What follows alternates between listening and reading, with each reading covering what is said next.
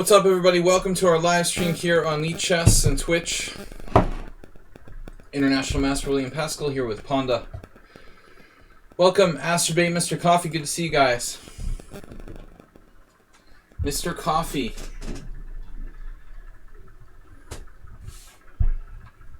Mr. Coffee, good to see you, man. Alright, you guys both have game submissions. We only have 4 game submissions. We have time for about 6, I'm hoping, before the All-Star Arena. Normally I do 10 games on Thursday's subscriber stream. During the COVID pandemic, because the Hungarian friends of mine started this All-Star Arena, we'll keep doing the All-Star Arena, I think, as long as the pandemic's on, and there's no really over-the-board tournaments. I think it will probably maybe sort of fade out like later if things go back to normal. But for the time being, I want to keep supporting their efforts to hold that tournament. So from 6:30 to 8, we're doing some game analysis, and then from 8, I'm playing this 3-2 arena. But frankly, I'm kind of sort of sleepy and tired, so I need to get my adrenaline up for that 3-2 arena. Otherwise, maybe it's better for me to just play a few games and sort of maybe just be a commentator rather than a player. Alright, my phone is too close again. It's funny how that started. That didn't used to be an issue. Alright, phone. Phone is gone now. Thanks, Mr. Coffee. So, Asterbait submitted the first game for today. I've got on my 3rd espresso. That's how sleepy I am. My 3rd espresso in the last hour. We're going to get a serious caffeine addiction going on. If I don't already. Asterbait is white here. He's playing white against Sladgie Bilk. Alright, I normally don't have that graph turned on, and I want to turn the engine off. Not going to be able to sleep tonight. It's just... yeah, anyway, I can't sleep after I play. There's too much adrenaline. Been having that problem. Going to sleep on the nights when there's like an arena before I go to bed. What's up, Asterbait? 100 bits, DK guy in the house. I've got games from Asterbait, Ubatis, LVM, Mr. Coffee. We have 4 games. We can probably do 5 or 6 at the outside. Move 11. You didn't submit a game, Mr. Slowhand. All of my regular friends are here. Not all of them, but most of you guys. Good to see you all. I'm trying to wake up. This is, again, my 3rd coffee. Deep breathing exercises or something. I'm so sleepy. I need to wake up. This is Asterbait's game we're going to take a look at first. E4, E5. Knight F3, Knight C6, Bishop C4. And now H6. How is it possible that everybody that you face, Asterbait, plays this move? Or do you just only submit games where this exact position has been played? This has to be like the 5th game that Asterbait has submitted where black has played like H6. Usually it's the Philidor. Yeah, I mean, it's better than the Philidor, I guess, with the knight on C6. We've seen this before. Why is that graph still on? I wanted to do computer analysis. It's weird. I'm clicking on cross table, computer analysis. So that is computer analysis, never mind. Alright. So you play castles, knight F6, D4. Getting better by repetition. 10 emotes shared. You got an emote thanks to Mr. Slow and Grind's cheer. So it's the Pride Penguin. There was actually a really interesting article I saw today about transgender people here in Hungary struggling. It's a very big issue. D4. So breaking the center, I like this move, Asterbait. Thank you for the donation, Mr. Slowhand. Thanks, guys, for supporting the stream. All of you, all of the above. Mr. Coffee, Astrobait, Mr. Slow, who donated now 500 bits. Also Move 11. I mean, DK Guy has also supported the stream, so very, very thankful to you guys. Alright, so d4 striking the center directly. Knight takes e4. Interesting. Your opponent can support his knight with d5. So I'm thinking we've got pawn takes e5 here.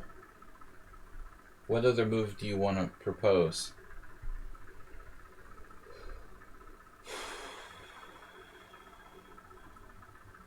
Yeah, I don't really have another suggestion besides pawn takes. Continuous suffering. Pawn takes e5, d takes e5. This square is a problem.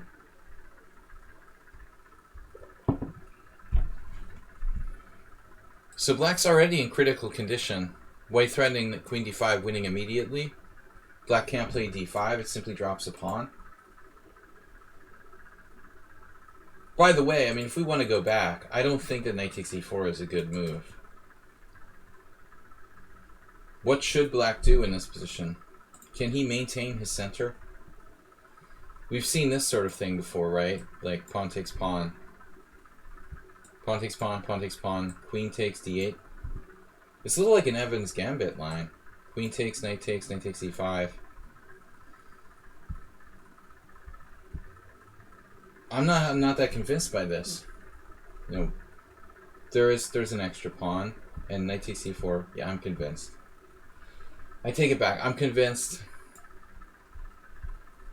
Pretty convinced. I mean, I just don't think that black can take this pawn safely, can he? Maybe you can get away with it. Wow. Rook e1 and the proverbial f5. Phew, that's kind of drafty. Yeah, this isn't looking good. Check. Bishop e3. This is not looking good. Black will eventually capitulate. Yeah, I don't think this is going to work for black. So, tough position. If he takes here, can we do that? ED, best move. It's funny, there's actually a game by this kid, Sabali Golubov, who I played here a couple years ago. One of my knight h6 games against him in Rapid back in like 2011. But maybe it was later. It was later. 2014. Pawn takes pawn, e5, d5. Can we play this position?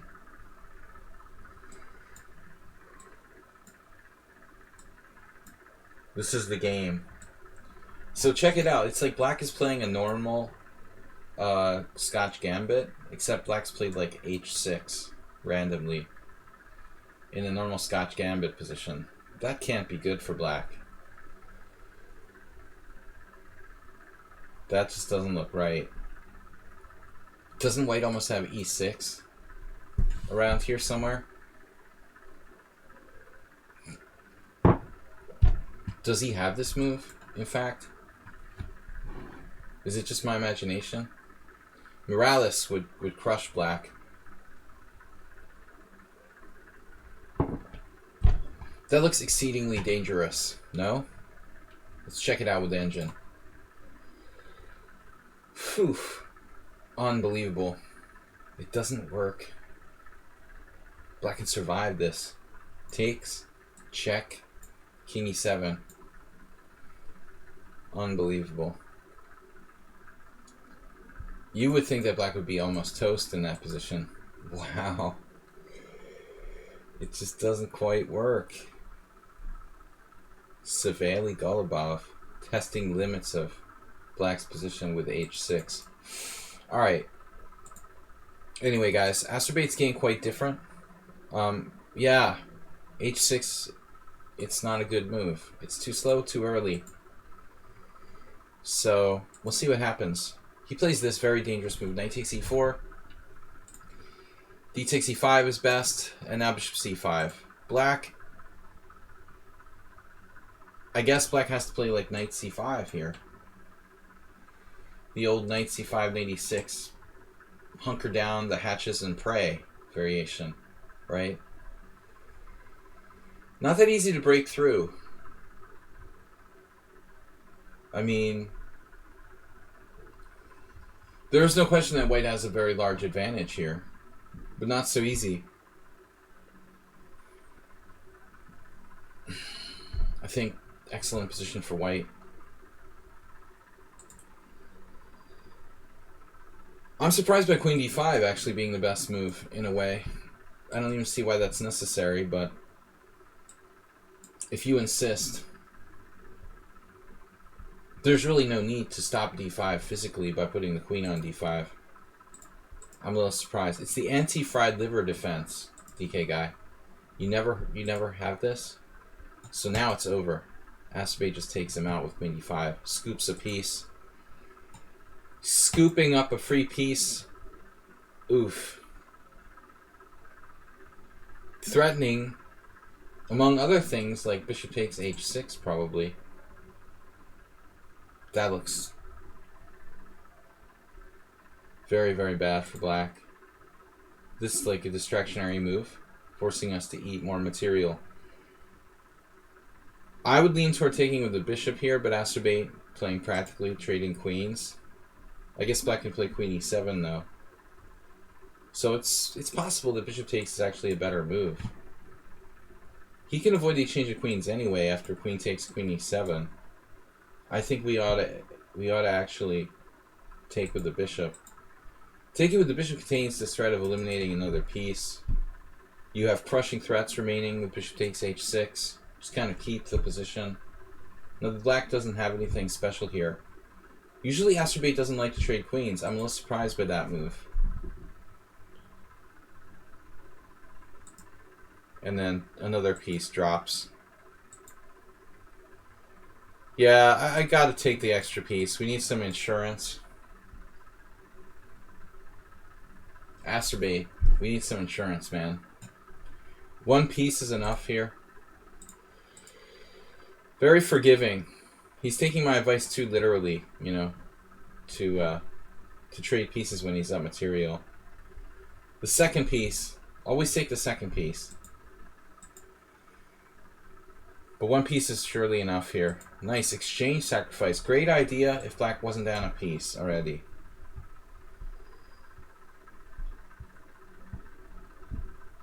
You know, if it was equal material, I would like this exchange sacrifice, but obviously black can't be giving away exchanges when he's down a piece already. So it's basically over. Check. Another check. And now the only move. Now we're up just a rook. Actually, there's no mate or anything. Even rook f3. We have knight g3. Very clean victory for Acerbate. One inaccuracy, according to the computer. Black wisely avoiding exchanges. It's too late. I like this move. Hello. The spawns are kind of annoying, but we're just taking out g5. So, good game, Acerbate. Nothing to see here. Please, just move along. This is the proverbial question. Do you want to mate with rook h8? Somehow I feel like that's more eloquent because it involves the bishop in the equation on e5.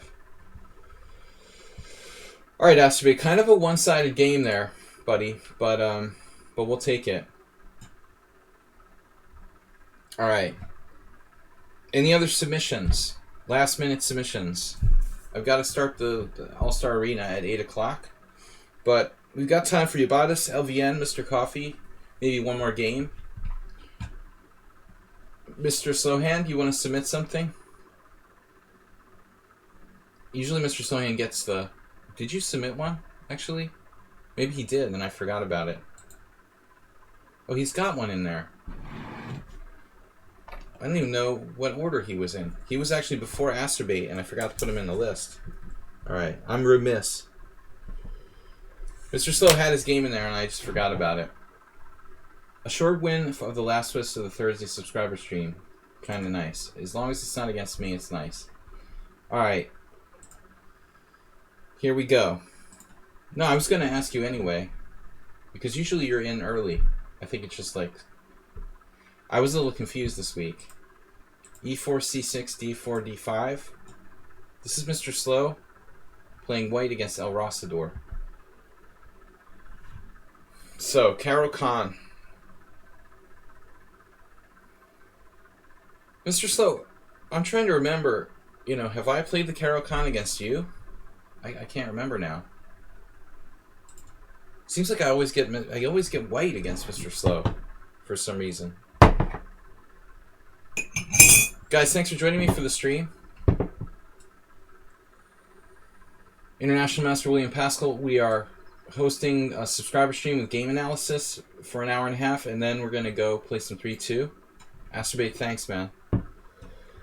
No, I mean, I panicked this week because I thought I forgot about the subscriber submissions, and when I mentioned it on the stream, I didn't realize that Mr. Slow had already submitted one. The messages are really kind of shaky on lichess. The system needs to be improved. It's easy to lose track of stuff. If you ever have like an important message for me, don't send it on lichess. You're definitely better off. If it's anything urgent, send me an email. So, yeah, we had a Caro Khan. I don't remember that. It must have been a Panov then, with the bishop on e6. El Rosador plays c4, knight f6, knight c3. So I like knight c6. This is what I've been playing forever, but one of the variations. I've played white a lot here too, Mr. Slowhand, back in the day. Because knight f3 is like the end of the world. After knight f3, bishop g4. I did try an interesting idea, I should mention. If you guys desperately need to play for a win with white, and you want to lose like Ryazantsev, you can play pawn takes pawn, knight takes, bishop b5. Was that against you that I played that? Who was that? Who did I play that I played bishop b5? It was the last round of a weekly Blitz tournament, or one of my arenas, or Swisses. I played this against somebody. I didn't even know this was a variation. But at least there's some dynamism here. You can kind of play it like a Nimzo. I feel like that's more fun than this draw variation with queen b3. The big fat draw. Ivanchuk won a game against Bashir Legrave. I'll have to look that up later. Kind of weird to see Bashir playing with Caro Khan. But that variation is the basic problem. And the reason why you may prefer to play bishop g5, as I did, to avoid the draw variation. So Rosador didn't know about this move bishop e6, which is not new, This is black's best move in this variation. I've played it for both sides. There's also the older line with queen a5. And I had a funny game against a Hungarian player. He played this against me, and I sort of like froze. This is a bizarre position. I ended up getting my queen trapped on a5 in a horrible way. I can't remember the guy's name now. It's like a Hungarian IM. Believe it or not, I got my queen trapped on a5. This is a very weird line, though. The main move is, I think, a3. One move is a3, anyway. Alright.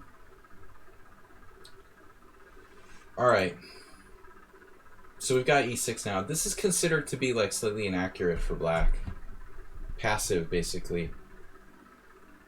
If you want to play e6, you should probably play it without playing knight c6. That's the basic premise. So One option here I like for white is to play c5 early.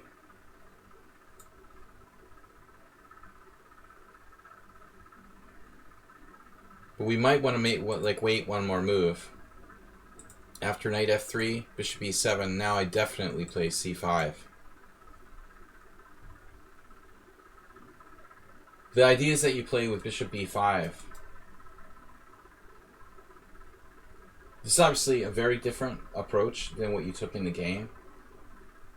But I think this is a good line. So it's just kind of a bad Tarash for the second player. Or reverse Tarash. I think you should play this, seriously. Very good results for me here. So you played this move, which is like transposing back into sort of Queen's Gambit accepted after dc4, bishop c4. This is a rather standard position. I don't think it promises as much as a c5 plan. Castles, b6 or a6. b6 is a little more common, probably. This could be reached by various openings, you know. Queen's Gambit accepted. Maybe c3 Sicilians. Could even transpose.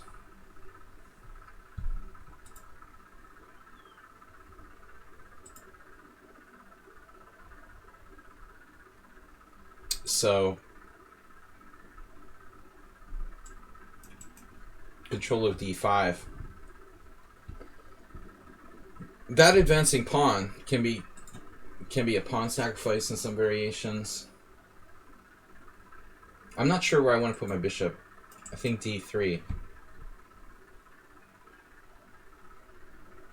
We had a similar game. Was it one of your games, DK Guy?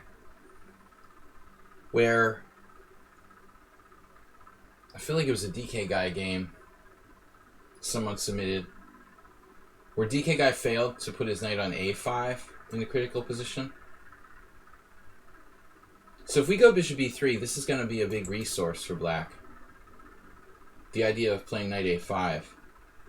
What I call the Paco Vallejo plan. That's the key resource in many positions where white like pushes d5. But I don't know what the best move is in this position. Rook c1 is one of the candidate moves. I've probably played like rook e1. You could play bishop d3 directly. Nakamura Gelfand. A3 is like a typical move. A4 transposes to an A4 Queen's Gambit. Accepted. Probably. Something like that. So I like bishop d3. Now what do we do? I like this move. And now h6. See, okay, what is black doing with h6? Acerbate your submission where you crush DK Guy? Certainly not. That I don't remember. Involving you playing the white side of an isolated queen pawn position. I don't think that was it. I think DK Guy lost to somebody else. Like Uber Driver or someone. Very controlled style player. h6. Why would black play h6 normally? You know, maybe to like force bishop h4 and then force an exchange of pieces with knight h5. This is the standard plan. Here, and then Karpov style. Trading pieces down to try to limit your risk. Acerbate would like this, actually. Knight's on f4, bishop on the long diagonal. This doesn't look bad. So it makes me wonder if h6 isn't a bad move. Is there any game from this position? Let's check it. No games found. Rook c8 was played, knight b4 was played. The thing is, if knight b4, right? I've had this kind of position here on the stream. For example, bishop e1, bishop f3, queen f3, Queen takes pawn.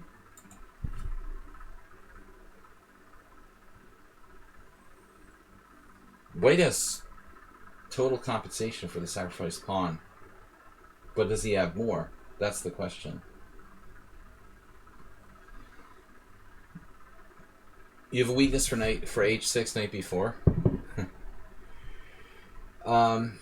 I've been in this position not that long ago, almost identical one,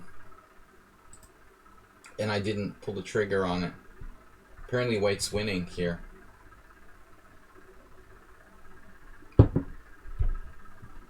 Can we trap the queen?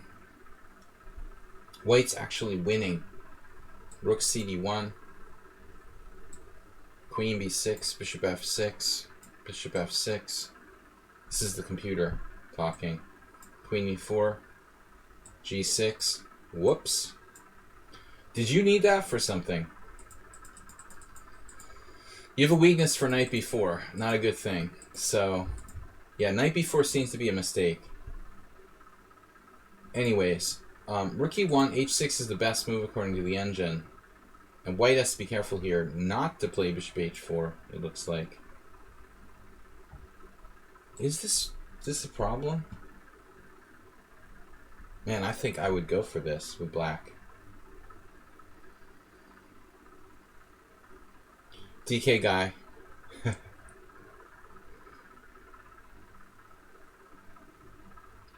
The joke about Larson, Alyekin, and Nimzovich or whatever. The different views of blockading pawns. Larson wanted to win the pawn. Alyekin wanted to attack it, and Nimzovich wanted to blockade it. Different attitudes about the isolated queen pawn. I think it's very modest to satisfy yourself with merely blockading the pawn. You're still back in the early 1900s, maybe turn of the century, turn of the last century. You should be more modern like your compatriot.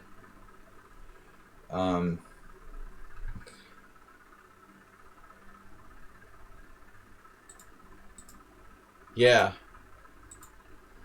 All right. Anyway, let's see. This move, I mean, I'm not happy about unless we have something real good here. Wendy, honey, you hurt me real bad. I mean, we're kind of giving up our dark squared bishop for not a whole lot in this position. I mean, I need to see some evidence that this is, we need to see some evidence that there's something here that's really good to justify this. Otherwise, I agree with the computer that like probably White should play this ugly bishop e3. If I have to choose, this is the move I would go with. It looks like a Vita Levente c3 Sicilian. We can still play like queen e2. We're not really that set up that aggressively though, true. In the c3 Sicilian we would have queen e2 with a rook on d1, which is actually a much better setup. But I like the fact that bishop e3 keeps surveillance on the h6 pawn too. I don't know. I feel like we don't have enough justification for this. So what did you do now?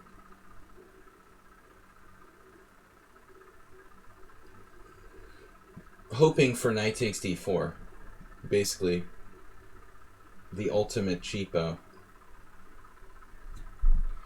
Let's just make sure this works, right? Knight d4, knight f6, queen f6, knight d4. I was wondering if black has some sort of miraculous tactic here. Like rook d8. Rook d8. Winning. It feels like there would be almost something for black in this position, right? Stackables. Almost feels like there's an answer. Doesn't work. Peter's like, no, you're down a piece. No, you're down a piece. Doesn't work. All right. That's what I get for trying to be creative. All right, true enough. That is a greedy, greedy move. So first of all, you have rook takes c6, right? You can play this and just simply eat that. That doesn't work. Never mind. Man. Bishop d4, a greedy move, but perhaps a good one. Stop arguing with me, DK guy. Stop defending reality. Why not bishop takes d4? I don't know. I'm going to think of something. God damn it. It's a good move. Calling Mr. Slowhand's bluff. Alright, so you sacked a pawn. You sacked a pawn. It's alright. You still have frontal pressure on the open lines. You've given up your dark squared bishop for nothing, and you have sacked a pawn. You still have some pressure. And now you have that. Active pieces, no bad pieces. You're on his bishop.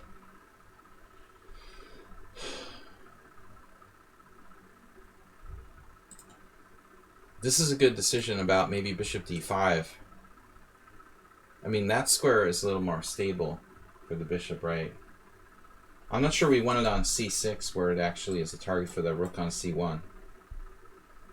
Guys, check out the Discord channel and the YouTube channel. Video chess training on YouTube. Don't forget.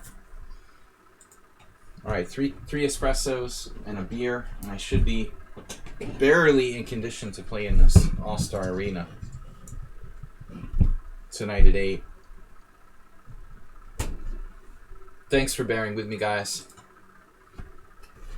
This was Mr. Slowhand's game against Rossador. I prefer bishop d5, if I can be so bold. That could end up being a problem.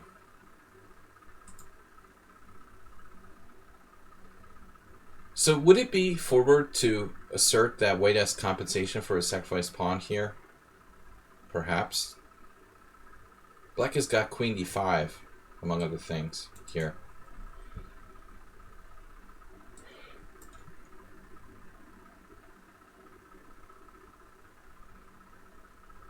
I mean, this is never, by the way, this is never going to be an easy win for Black.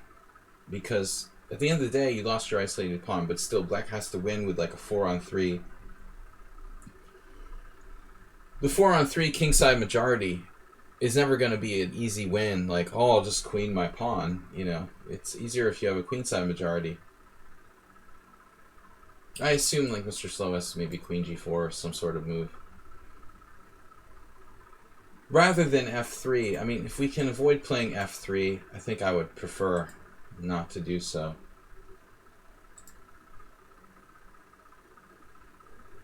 You know, you have this. Oof. It's another way of avoiding it. So queen d5 may be a mistake.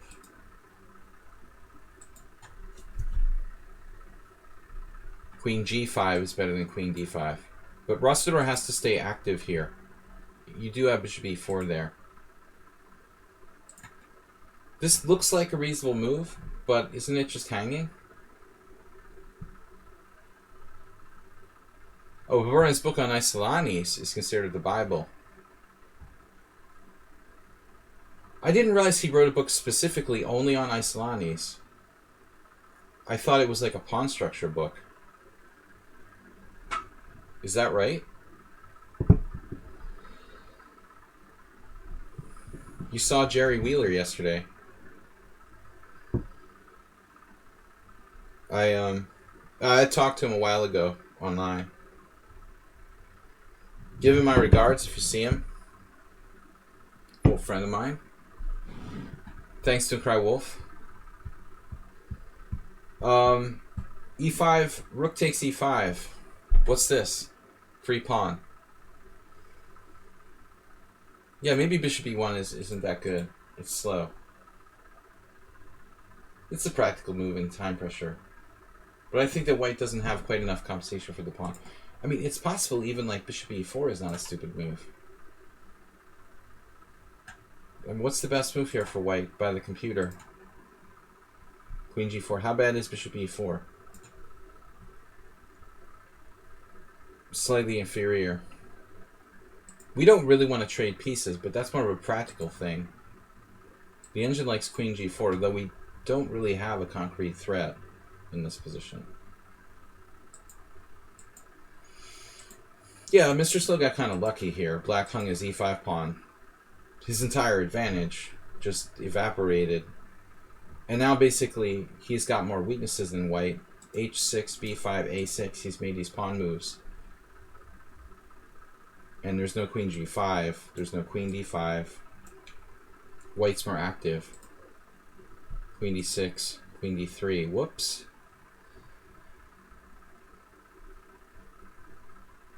I feel a cute tactic coming on. Yeah, I mean, f5 is obviously possible. I was looking at this, thinking, like, is there something here? This, this, and this, right? It's kind of cool.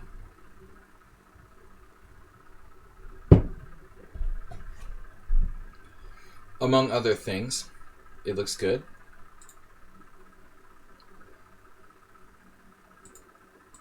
So f5 is very weakening. Don't tell me you have rook e6. Oh, he had it anyway. Oh no. You're kidding me. Wow, no wonder he submitted the game. That's just devastating. f5 was better. I told you f5 was better. f5 was better. He thought he was making the less weakening move.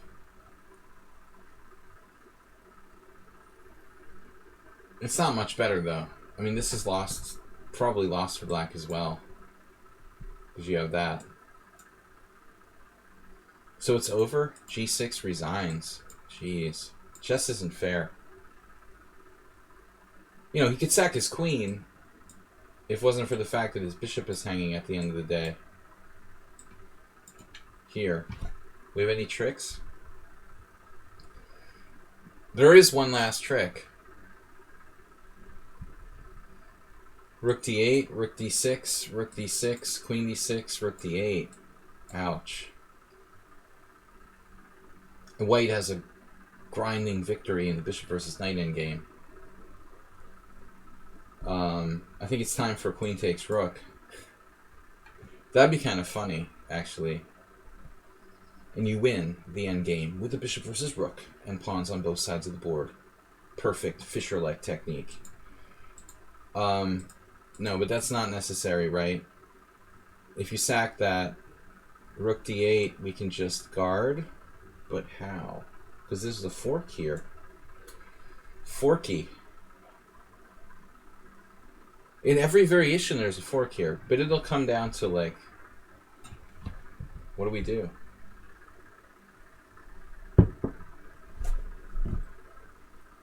Every square you can guard.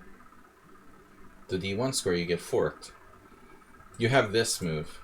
Oh. Oh. Oh. Queen f1 resigns. That's just devastating. Damn. Is that the only winning move here? No. Why is queen b3? Oh no, queen b3 works because of tactics. That stupid tactic again. Knight d4, rook takes g6 check. Anyway, guys, cool game. Cool game here. Rook e6, really nice tactical eye. Oof. And then rook g8 to end it all. Bang. That should be in the tactics trainer. Nice game. Nice tactic, I should say. I've got, if we have time, some random person's asked me why am I banning them that I've never heard of. I love that. Never heard of you before. Alright, DK guy. If you're banned on my... Oh, maybe it's just like somebody banning... They're complaining about being banned on Twitch on lichess. Well, that's not really the place to complain. Don't come to like lichess and ask why you're banned on Twitch. She'll end up banned there as well. Create another account on Twitch and then ask me why you're banned on Twitch. Lichess and Twitch are different things. So please don't send me messages on lichess asking me why you're banned on Twitch. DK Guy, a fun game if we got time. I don't know, but I'm sure you're banned for good reason. Alright, Queen H7, great game. How much time do we have before the All-Star Arena? Yabatis is up. Where is Yabatis? Yabatis. If you have time, I would like to submit for a Thursday analysis. I think I played a decent rooking game. Oh my god. You're banned? Why are you banning me? Is this for real? Person I never heard of. Anyway. Lots of reasons. You were trolling me. You challenged me 100 times in a row. And I couldn't take it anymore. Maybe you made some obnoxious comment or something. There's lots of good reasons to be banned. Alright, what do we got? Yabatis playing black here. Yabatis. All the Denmark people are here. Spectacular Camel, DK Guy. DK Guy, Spectacular Camel. We have a strong representation in Denmark. E4, C5, Knight F3, A6, C3. I like... Have you been to the beach today, DK Guy? Alright, D5.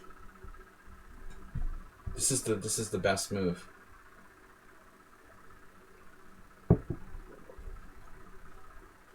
We need some more support in Copenhagen. Apparently. We're weak in the capital city. C3, D5, E takes D5, Queen D5. Now, we had a discussion recently about this, and it looks like Knight F6 is the great move here. I really like this better. I didn't realize, not having studied this A6 theory too much, this was the better move until recently. Guys, thanks for supporting the stream, for your donations this week. I want to say thank you especially to Mr. Slowhand with 1,000 bits, Astrobate with 900, Jim with 600. We've also got support from OMS 123, HTFP, and Os Mears. Thank you guys. Don't be afraid to donate a gift sub. We've got no gift subbers. So Knight F6, better way to do it. A little bit reminds me of the Grand Prix attack, where the best is like the tile gambit with D5, pawn takes pawn, Knight F6. Queen D5, D3. Say what? Now, honestly, if my opponent promises to play D3, I would play Queen takes D5 every time. Yeah, Twitch is really, really slow.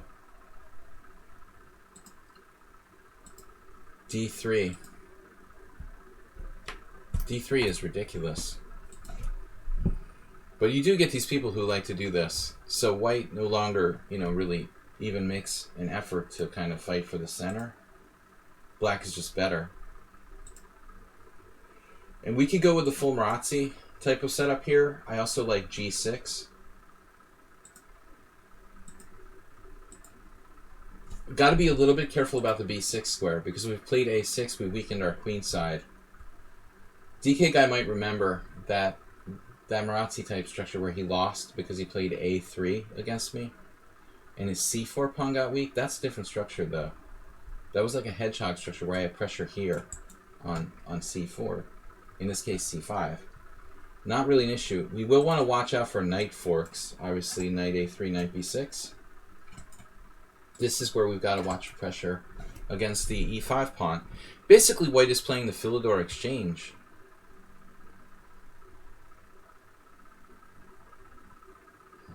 Sladgie, at some point, Libri wants to get into streaming for your information. I thought you were talking about a person. It's like, who's Libri? Everybody wants to get into streaming. Alright, now another atrocity. C4.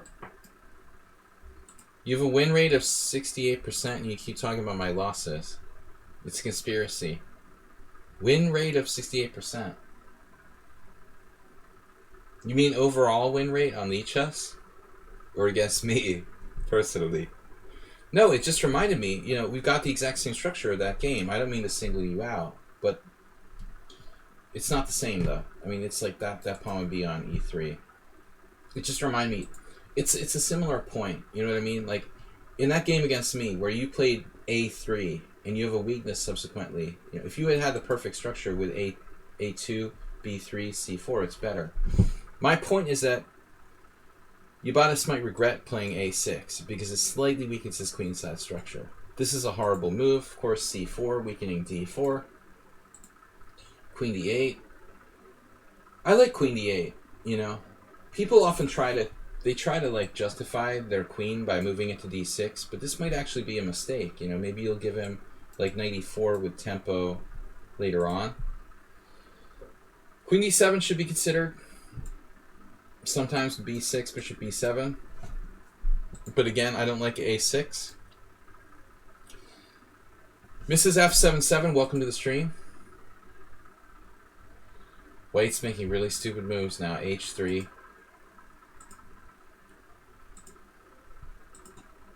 It looks like a Scandinavian gambit. You're not even down a pawn. Like, I'll put it this way. I think Black could like not have an e5 pawn in this position, and he would still be okay. That's well, let's change it. Let's change it. Let's take away the c5 pawn. White's made so many bad moves. c4, d3, h3. You could take away Black's c5 pawn in this position, and Black would have compensation for that pawn. That's how good Black's position is here. Literally. You have such good control of the center. You literally take the c5 pawn off the board, and I think that Black has almost full compensation. I have, well, at least I can beat Kamsky on vocabulary. We'll have a vocabulary war. He can play chess, and we'll have like a vocabulary tournament. Bishop g5, rook e8. Bishop f6, bishop f6, knight e4. This is an understandable decision by White to trade. I would just simply play bishop e7. I did a series for chesslecture.com recently, but Vinnick on Space Advantage, where he was working these Marazzis all the time against his opponents. This bishop is a funny piece, you know. It's almost as if, like, okay, it's a bad bishop. You'd like to trade it off, but I think its long-term value may be such that it's preferable to play bishop e7. I could crush Kamsky in Scrabble, right? Tell him I challenge him to Scrabble. Do they have online Scrabble? Chess and Scrabble battle. Knight d4. Okay, what's going on? This pawn is hanging. I told you that you could sacrifice the pawn and have compensation. It's like Ubatis heard me.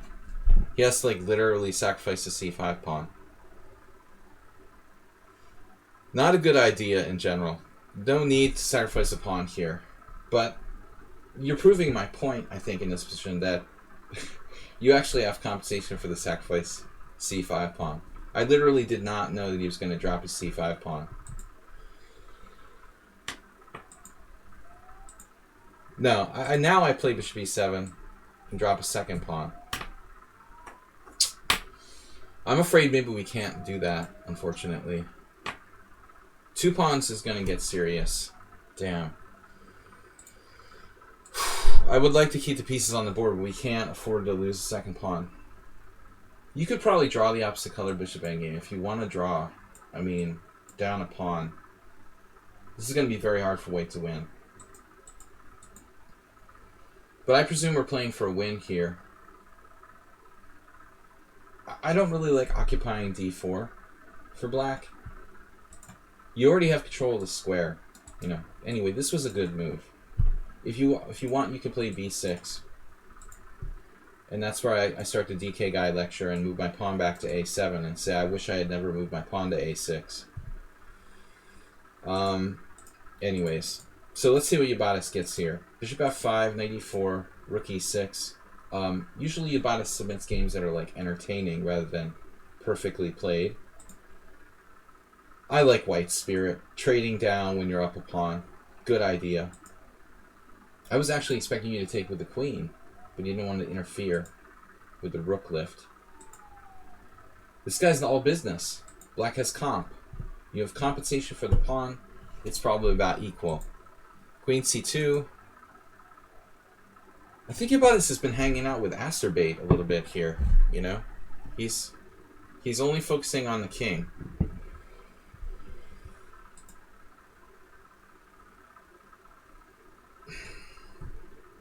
What's our opponent's rating? 2105? But his name is Ayu Risky. Can you say another word for the vocabulary? And it's French, right? Apropos. Ayu Risky, and he played g4. I mean, I realize that black is threatening bishop takes h3. My gosh. Well, obviously g3 is not an option. He saw g3. He was like, nope, I don't like that. Not going to do that today. You know, ironically, white can play bishop g4. Yeah, that's that. That loses too. So it's a king move. I vote for a king move. And then Yabatis will be forced to settle for a draw, most likely. Engine, tell the truth. You actually have queen c3. And ironically, the king move isn't necessary. If bishop takes h3, then we can play bishop f3. Black is slightly better here. White just annihilated himself with g4. The proverbial frying pan. Yeah. g4 is suicide. Total suicide. Yeah, that's a nice fantasy. White's gonna just trade queens and everything's gonna be alright. Maybe if black were like a 1200, but no, he knows better than that. He lets him trade queens. I'm surprised. This is actually a nice move. I thought queen f4, but he has queen c1 here.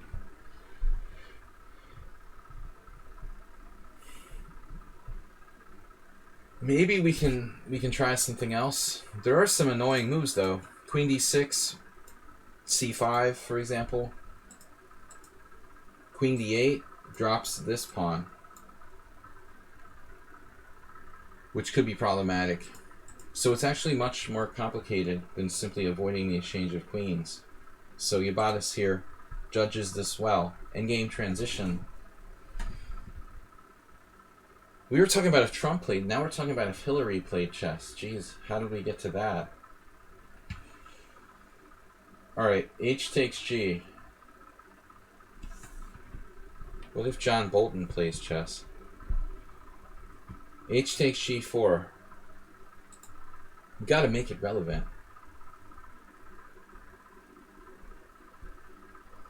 So, Acerbate, what would you do? You see, Yabatis is here doing a good job. He's showing he's got endgame skills, and he can make this transition from a mating attack in the middle game to a better endgame. He judges the endgame. This is an essential skill. Being able to transition from the middle game to the endgame, have confidence in your endgame skill. This was a total shock. Why did you take on d4? I thought the whole point was to play pawn takes pawn check.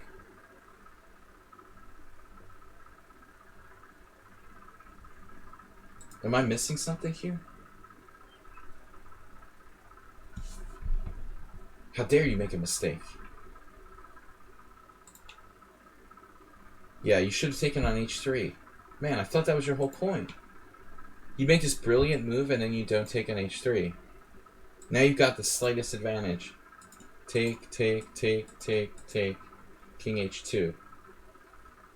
This was the point he said he played a really good rook endgame. We're going to be here all day.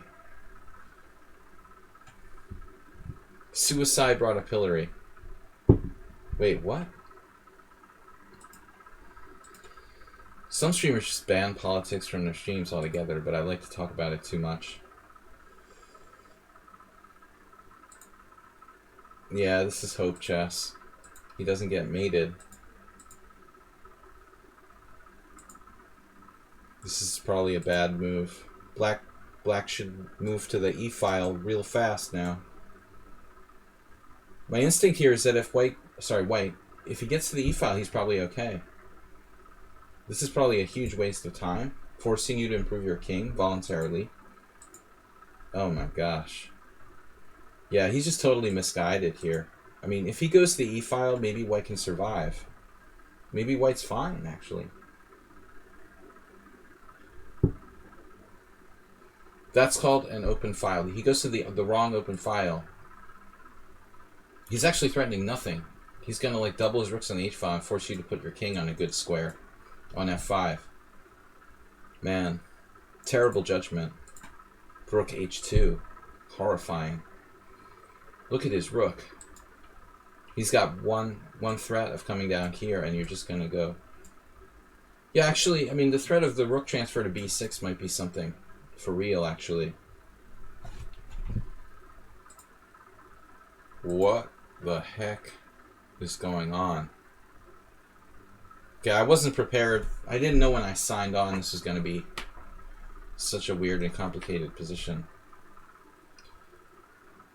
Why couldn't you just play h takes g3 check? I mean, g takes h3 check. Now you have to analyze this rook game. If you had played the proper move, you wouldn't have to do this right now. I like the open file. I vote for open file. I mean, I admit, though, there are some complications here, and the position's going to become very sharp. But you're faster than white. You know, rook e8, rook h1, rook e2, rook h6 check, king f5. You're in there first. I think that you're breaking through first. Neither player understood the importance of this file. Probably the single most important strategic point in this position is this open file. And everyone's just like pretending it's not there. I'm concerned about f5. I guess there's some sort of adventure to follow here. Draw? Draw. I might even take the draw here. I think. Like, we have nowhere to go. You're actually worse now. He's going to penetrate.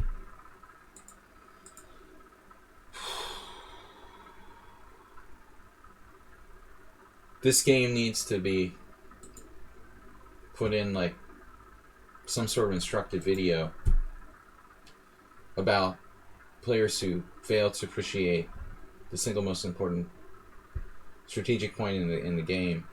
So basically, this is a draw. Like, if he goes king g3, you have to take the draw here. He plays king e2, allowing you, in fact, forcing you to take control of the most important point in the position. No, you will control the e-file.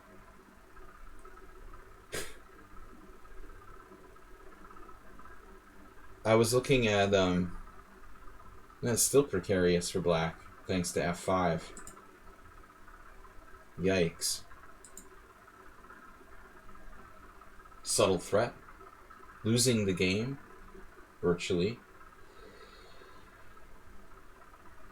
So he plays for mate in 1, but hanging his f-pawn with check.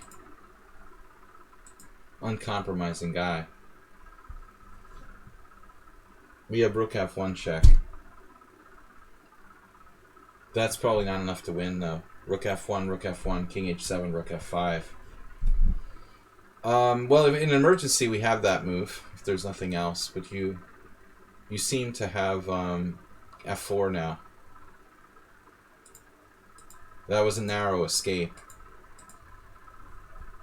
Nice judgment. And now black's winning. It was an entertaining game. I mean, at this point, you're winning. I think even like rook f3, rook e3 would be enough.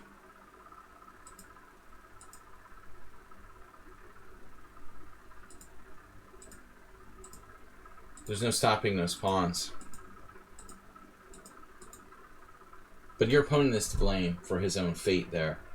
Guys, 25 minutes till the All-Star Arena starts. I've got LVN and Mr. Coffee. And DK Guy, if I can get to it. But I don't think we're going to get that many. Game for tonight. If you're doing analysis stream. Alright, Rapid Chess. Let me check this out, guys.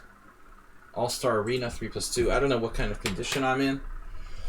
A little bit sleepy and tired. I'm going to make some excuses. I'm going to make some excuses first before we even start the tournament. Alright. LVN. Actually, Morales said... I don't remember if it was Morales or Jim said I should just cancel the analysis stream and play warm-up games. But I don't want to do that.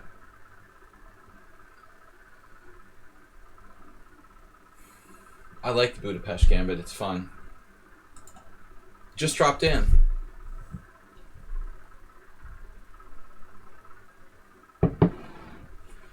Turkey Farm, thanks for being a subscriber. Good to have you back. We have some people around here on our stream, someone on sound, and the artist formerly known as Merle Dixon, who liked the Fajarowitz. Not as bad as I thought it was, probably. Knight g4 more reliable. Alright, let me see. What's happening on Twitch? Nobody special. Knight c6. Alright, so knight c6 isn't the most common move here. Bishop c5 is main line. There's really no reason to vary from that.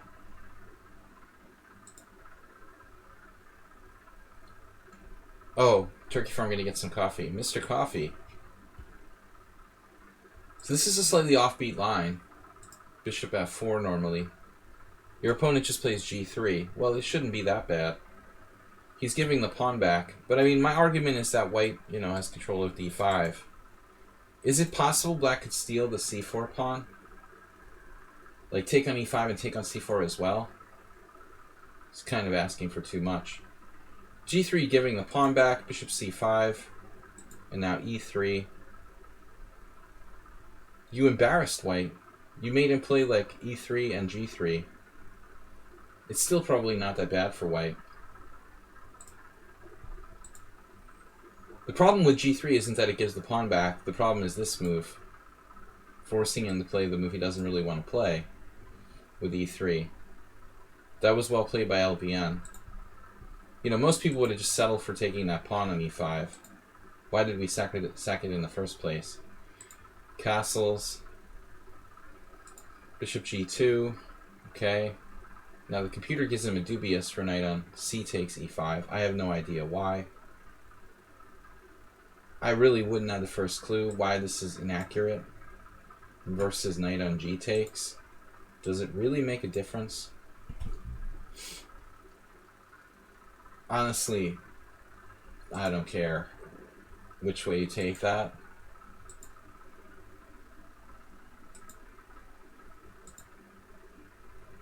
I mean, the normal classic idea is that a5, rook a6 sort of nonsense, but that's not going to work as well against the fianchetto type of strategy. If I were black here, I would just play d6. There's nothing wrong with rook e8, I guess. So there's tactics on this diagonal.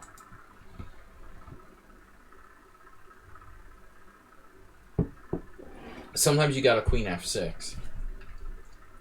He got it. He's been doing his tactics puzzles. It turns out that it might be very hard for white to defend. Knight d4. Knight d4. Only move. I mean, what else can white do here? Only way to block the diagonal. You're losing material. It doesn't look that bad. This guy LVN plays a lot of crazy gambits and stuff. Queen h6, h3. We're running out of steam now. If you're not careful, you could just be worse here. I also don't particularly like a knight coming to f5. But white would have to have his development pretty well backed up for that to be a problem. Oh, you played d6 or something? I was even thinking about this, sacking a piece. Like hg, knight takes, knight f3, rook e5. I mean, maybe there's some crazy stuff. It's doubtful, though. But keeping in spirit of LVN's normal play, can we try d6? Damn, the computer wanted to play it at first. I'm kind of surprised he didn't go for it. I mean, it seems like in his... It's like right up his alley, you know? Just keep mobilizing at all cost. We need a way to break down the mate threat, though. There's also possibly rook e1. Very hard to mate with that dragon bishop at g2. I guess it's not realistic. There's no way this is gonna work. I would do that if I was stoned. Like the only time, well, one of the only times I played while I was using marijuana, I lost with the Budapest Gambit as black, like sacrificing a piece for nothing. It has that effect on you sometimes. My only Budapest Gambit ever, under the influence. I lost to Yuli Kolodkin. He was like a 2100 player.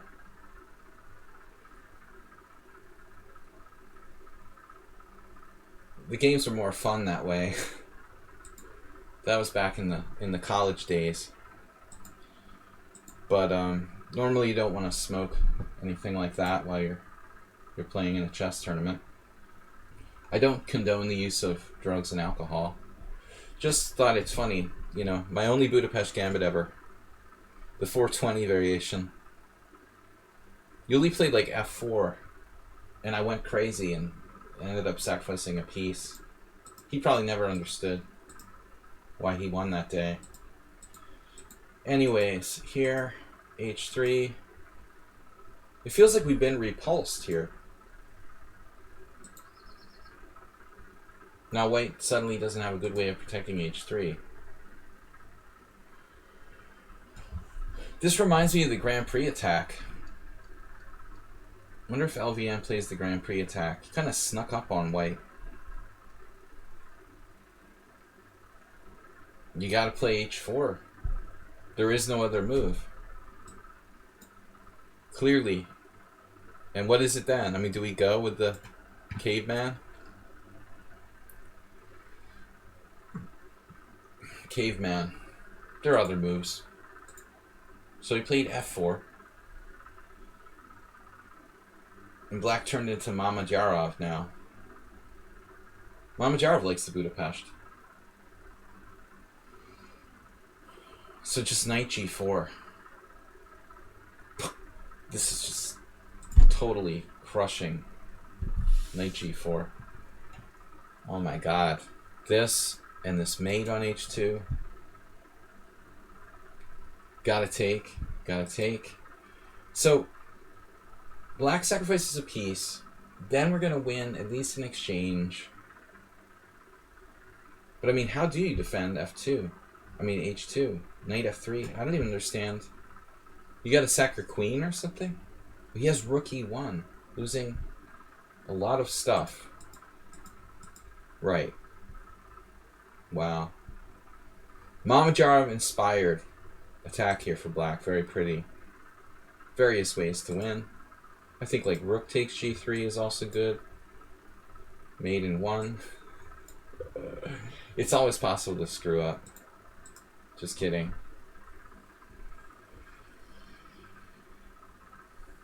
That would be a pity, wouldn't it? Blunder the mate in 1. So that's why, I don't know, betting on chess could be a very dangerous thing. You know, this position, you have like all this money riding on it. $1 million. Black like hangs mate in 1.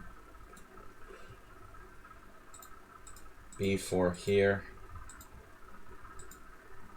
Resigns. Nice game. Flawless execution. 2 inaccuracies by LVN. Alright guys, it's almost time to start my tournament. I'm going to quickly go over Mr. Coffee's game. But I've got to leave myself 5 minutes to get ready. Where's Mr. Coffee? You have time. We always have time for you, Mr. Coffee. Here's a line from E3 Poison by Axel Smith. On the Grunfeld, the line is given up to D5 in the book, but I saw something interesting a handicapped computer likes to play. Would like to know your thoughts. At the end of my variation, white is down a pawn with the worst structure, but seems to have compensation, 2 bishops and something else. Something else. So I recommended Mr. Coffee check this out. He likes to play the Kali system. Oh, this is an interesting line, right. You know what's funny? I was looking at this yesterday. What are the chances of that? And I saw that B6 had been played in 1 game. Mr. Coffee has such weird coincidences in life. What is the chances I saw this position yesterday? I was seriously thinking, like, this may not be that bad of a move. As a player who used to play the Knight F6 Scandinavian, Igor Yelin, Jovanic, 2016. Maybe that's not so stupid. A way black can kind of play Grunfeld style idea while not taking the pawn right away. That deserves more investigation. But this move is not ridiculous either.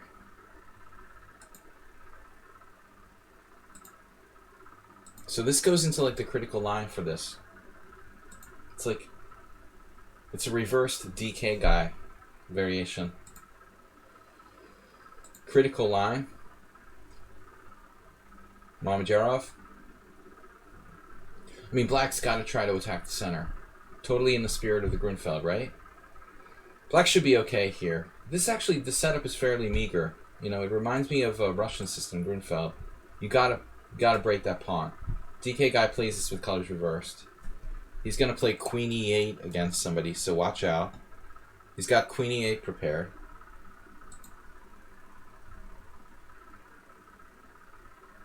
No, our king's out of the center. He can't do Queen E8.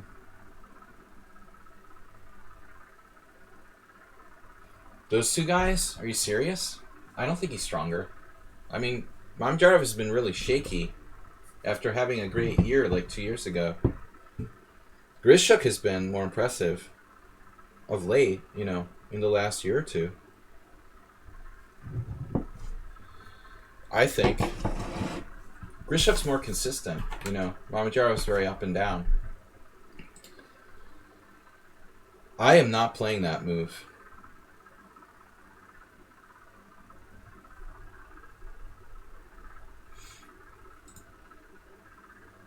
Neither is Mamajarov, which should tell you something. If I won't play it and Mamajarov won't play it, then it can't be. It must be bad. Mamajarov is scarier. He's more crazy, you know. Grishuk plays more correctly. Bishop takes c3. Yeah, Mamajarov is a nightmare to be. I would much rather face Grishuk for sure, because I would know what the heck was going on, you know. You're playing chess with an alien. It's like playing Jabava, but worse. Or Rockport. But he's just better than, like, Rockport and Jabava. He's crazy and good. You know, that's what makes Mamedyarov really dangerous. Rapport and Jababa are just crazy. And Grishuk is just good. But Mamedyarov is crazy and good. Combination of both. I don't like this exchange. Very costly. So I would even consider e5 a move. Let's see what the engine master says. Yeah, e5 is the second move. I'm telling you, man. So the analysis is just ED, and this is Grishuk Mamedyarov. Alright. Mamedyarov played queen takes. Well, if you could trade queens, everything would be okay. This is a high level cheese move, knight d2. Guaranteed Grishuk gets in time pressure and like blows a winning position.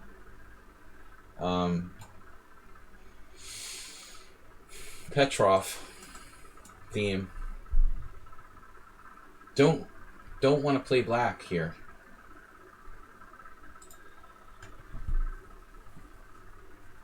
But I think that even Ivanchuk is more sound than Mamedyarov. Mamedyarov just plays like blatantly like dubious openings.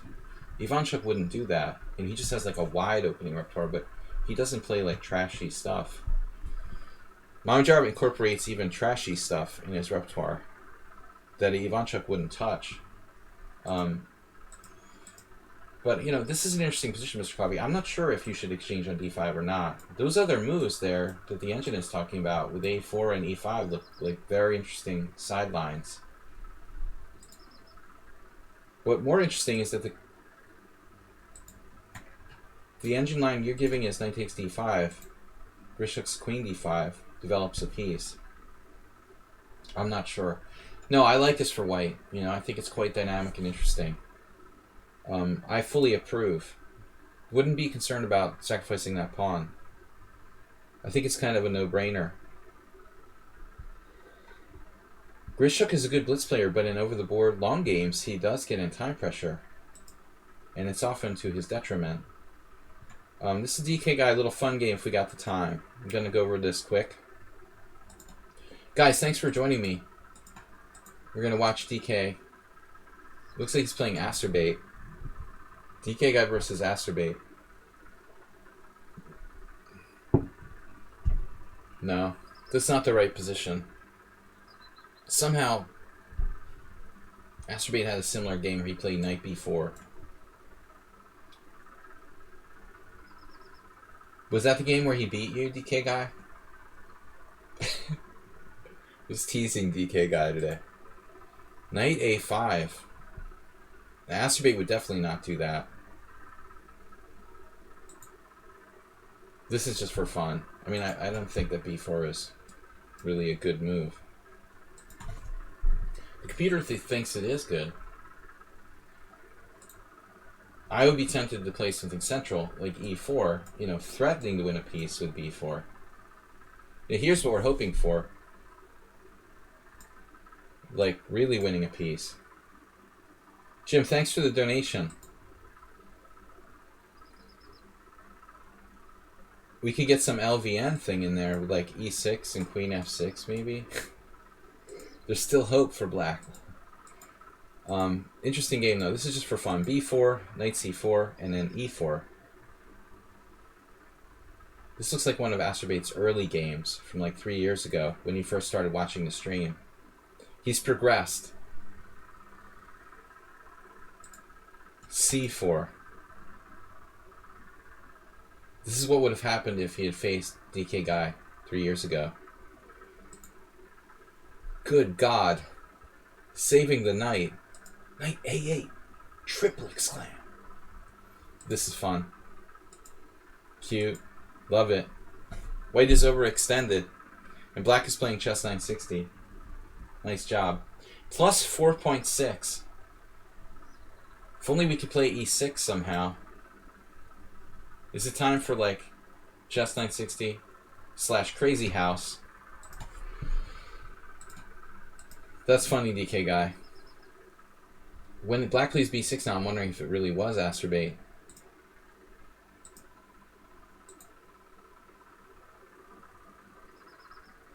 Can you take with a d pawn?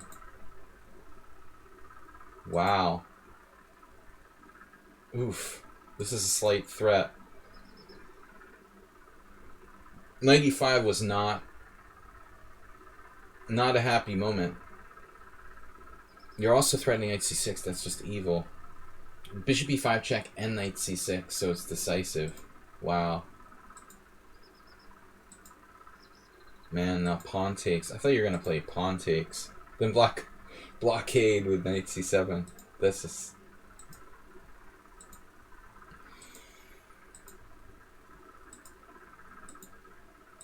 And mate.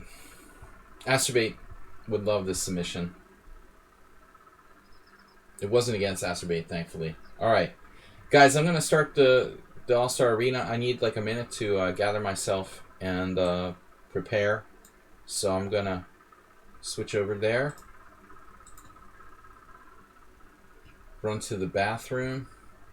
Be back in 5 minutes to start this thing. All-Star Arena 3+2. Thanks, everybody. On behalf of those of you watching the All-Star Arena, I will share this broadcast with those guys. We got Gobix. He's playing in an over-the-board tournament now, an IM group at Balaton Lela. Very brave man. The Gobix, not afraid of COVID-19. Pop Jula. I want to say that all the time. Pop Jula, Mr. Olka, Mihawk Oliver, Buchok, Schieber, Kobens, myself, Tomo. All right, we've got 13 players so far. I'm going to be back in a minute, guys.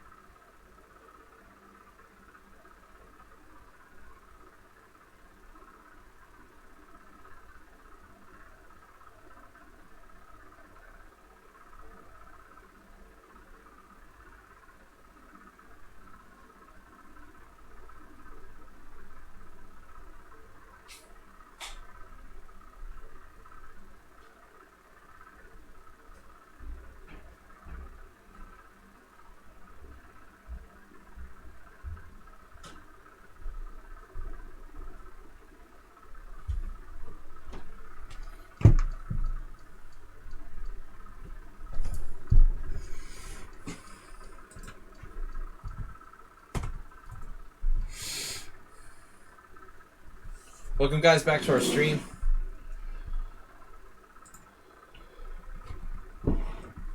I gotta play this arena now. Can't really chat. Welcome everybody to the stream.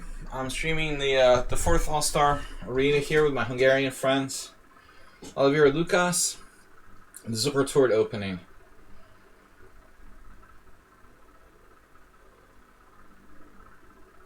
I don't even know what that is, honestly. You mean like the Wing Gambit? What is the Zukator opening? I'm just going to play fast and not try to commentate and just play for fun here. It's a smaller field tonight. It looks like 14 players only. Very small field. Last time it was like 30. We lost a few players to live play. Gobix. Will Gobix even be here? I'm not quite sure what we were talking about. What is the Zukertort opening? I know the Kali Zukertort attack. This is going to be tough if it's just these 15 players. We got 15 players spot bet. I don't know who that is. The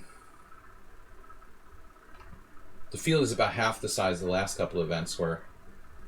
I'm not going to be able to avoid Gobix and Pop G, Mr. Olka,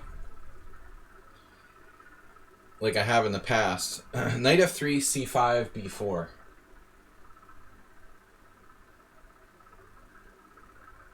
Knight F3, C5, B4.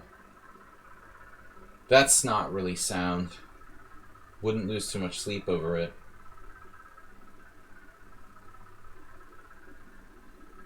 Wouldn't worry about it.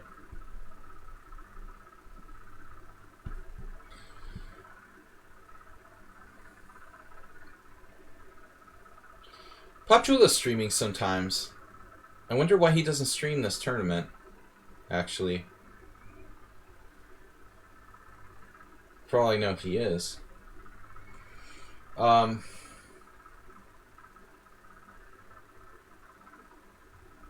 guys, just some fun. 5, 3, 2, 1. 3 plus 2. Maybe I should do Zen mode, so I don't know who I'm even playing against.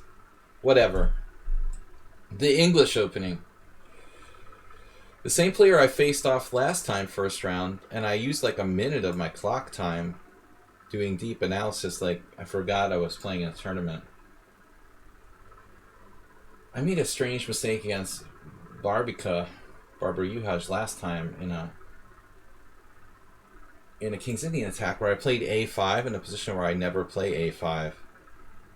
That was also very strange.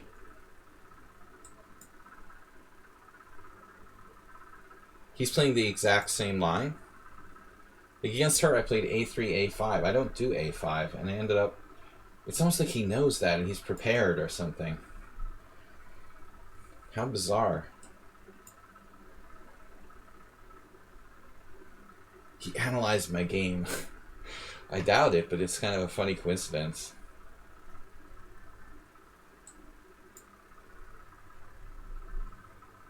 I got crushed by Barbara Uhas last week, and I didn't understand why I was getting crushed as it was happening. And then after the game, I realized I had played A5, which in 25 years of my playing the system,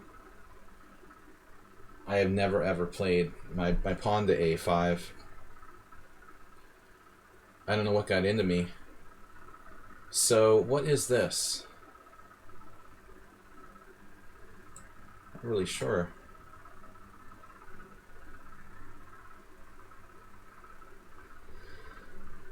I had like knights crawling over all over my position against her.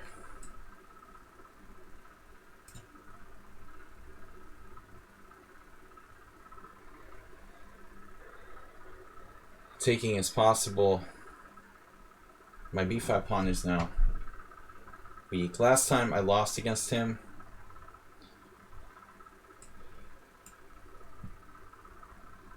John Fedorovich, my old friend. Where are you when I need you?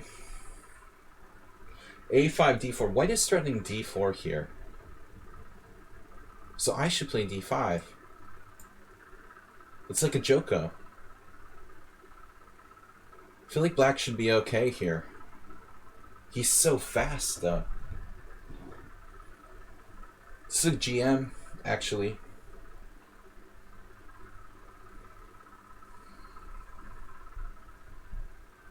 Not a bad player if you're a GM, usually.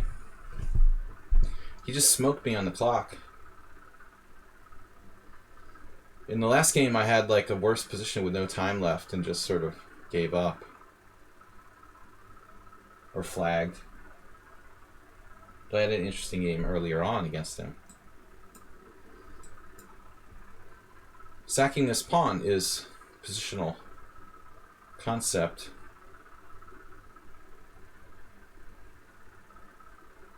Underestimated this move. How about an exchange sack?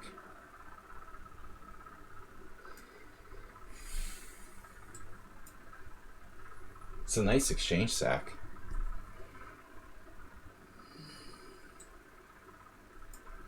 You gotta do it, right? Gotta do it. So much for playing a solid game. Technikus.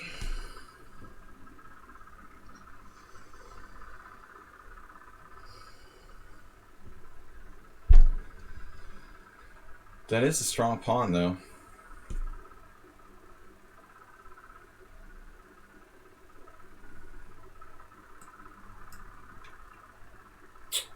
Not sure I really like bishop c4, but for lack of a better idea, we're going to do it.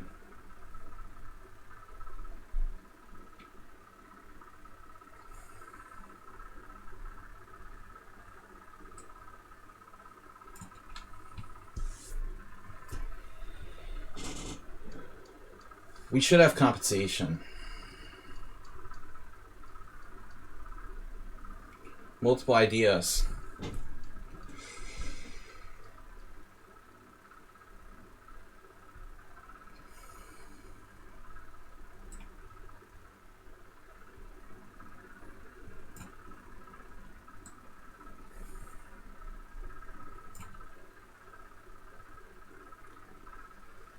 It's hard for me to decide what to play here.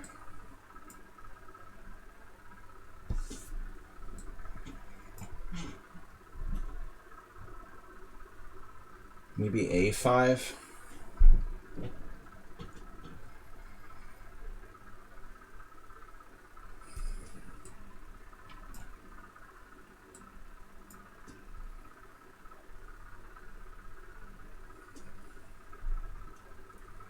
Bishop h6 is an idea. But the time, man, how is he so fast? Just never has to think.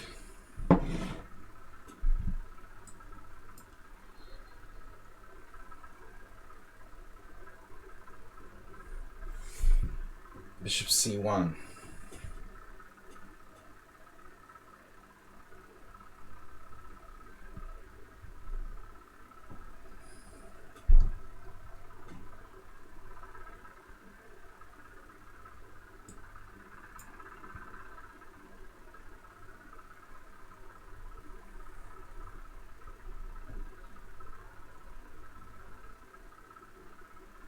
I don't understand how he's so fast, and he's only 2471. It's like ridiculous.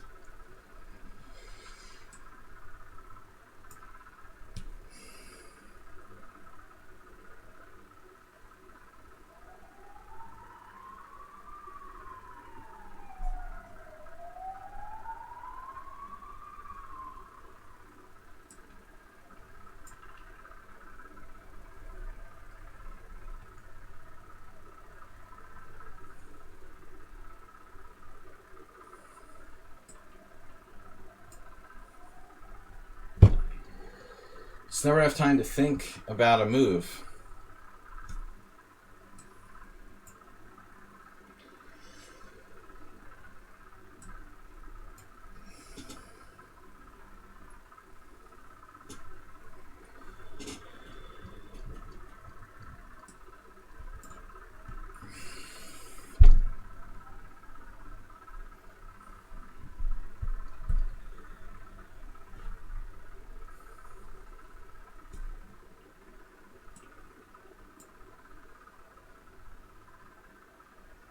I definitely don't want to trade queens.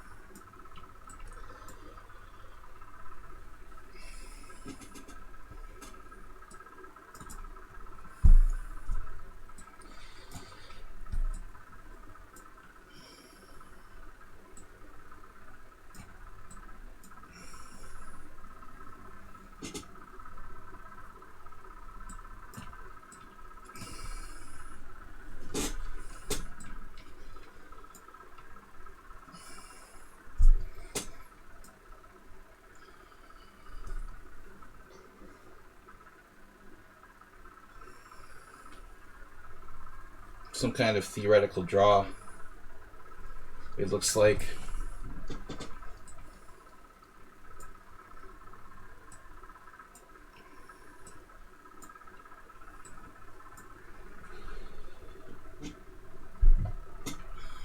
Very correct. Correct draw for... That was close. I almost lost. He's so fast. Damn. That was stressful. I'm going to pause for a second. Wow. I thought I was going to lose on time. That was a really tough game. But very polite to offer a draw there. Of course, with the increment, I mean, it really should be a draw. Alright, guys. Tough game. Sort of fast player for 2400. It was a good exchange sack, though. I think it was a good practical decision. Alright, Schieber Spieler in first place. Got 17 players.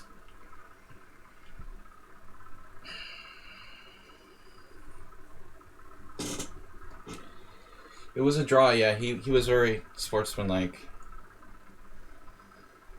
He's so amazingly fast. Another strong player. I should really start playing some e4 with white, but I'm just not really ready. Alright. Whatever. Costa Florian here just playing some trashy reverse draw. Whatever. He doesn't want to give any. He doesn't want to give any of his theoretical ideas away, I guess. Let's just play something solid. Mr. Coffee. Mr. Coffee-esque setup now. All right, reverse grob. This isn't safe. I'm not castling kingside.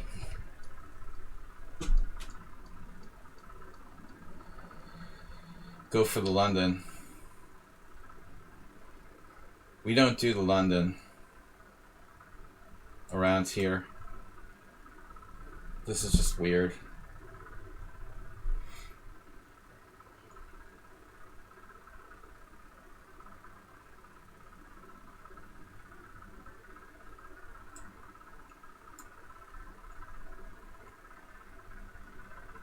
He's gambling with weird openings.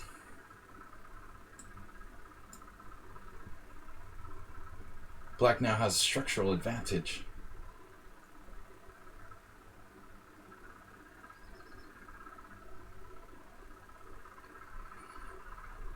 Okay, so knight h5.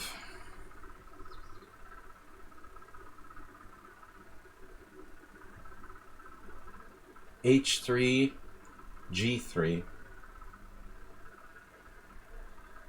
h3, g3, f4 is an interesting idea.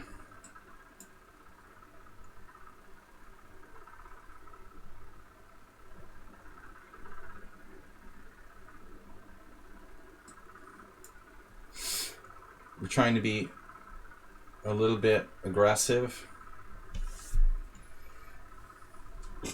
We have no threat in this position. Not threatening anything. Don't worry about it. Just develop your queen side.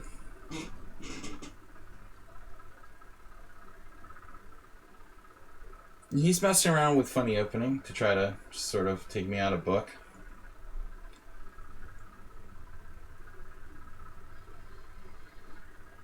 I can't trap his queen, unfortunately. Turkey farm, you're so controlled. He's such a controlled player, the turkey farm.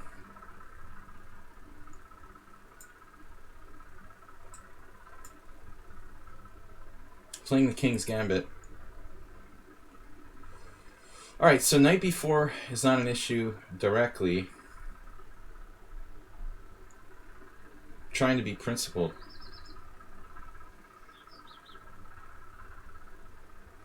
I'm saying that in all seriousness, right? I'm trying to be principled. Have you seen this game? I'm trying to be principled. I said that. It's ridiculous.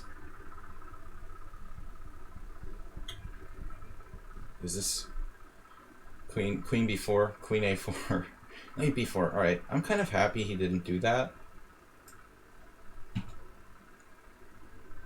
I was a little concerned about the knight b4 thing.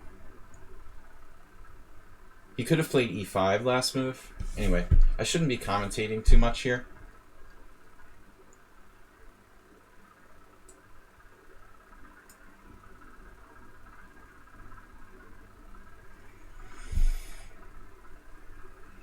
I have no idea who's better here. Weird position. Not sure I even won his g3 pawn if I can take it. That move I expected earlier.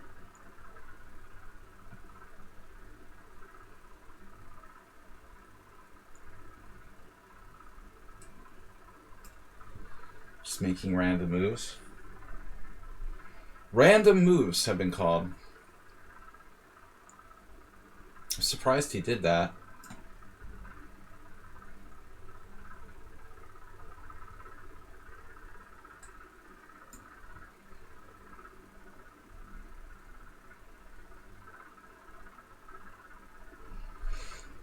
Alright. Sharp player.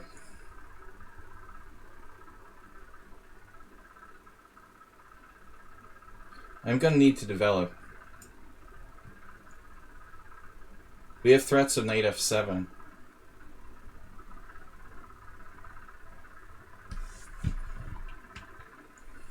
Rook takes. Could be dangerous due to silly little tactic here. Knight f7, bishop f4. We have knight f7. Bishop h6, knight f7.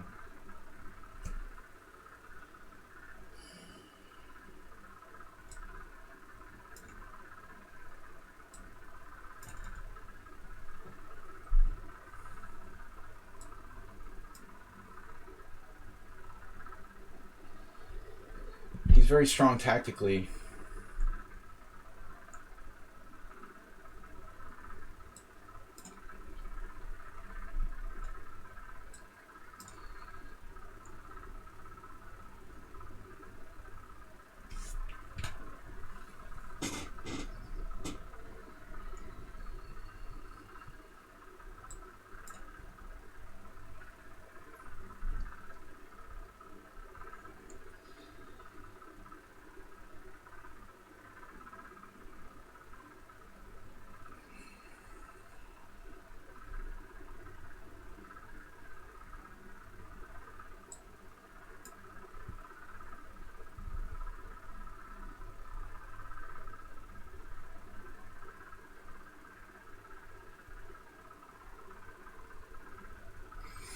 Very complicated. If he tries to go for f4, it could backfire.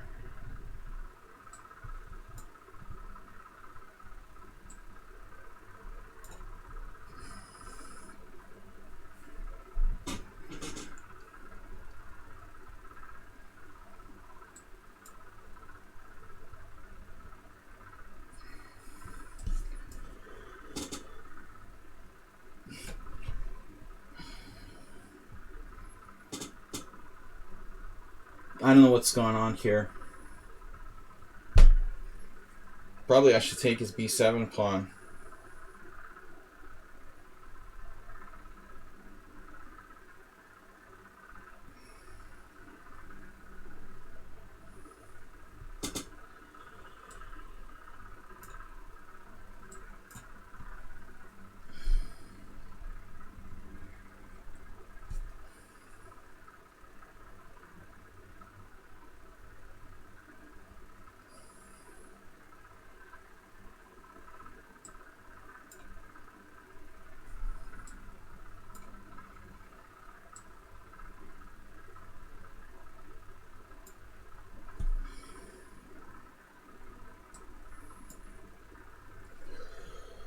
Oh no.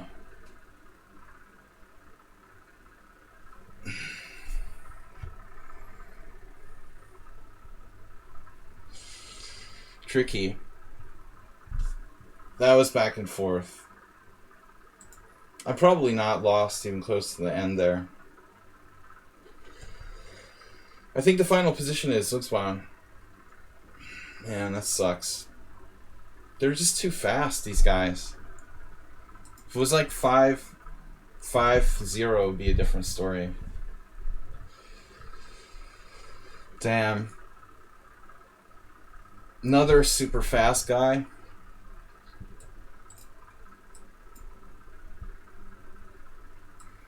They're way better at pre-moving than me. Seems to be the main thing.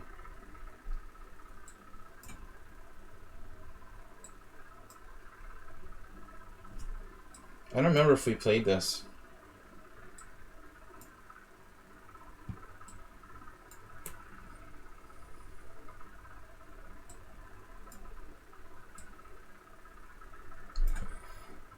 I never played 3+2, so what's H3? That's weird.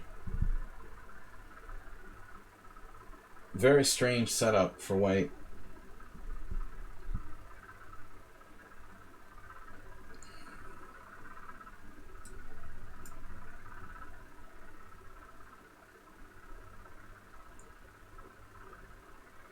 I don't think he's threatening anything here.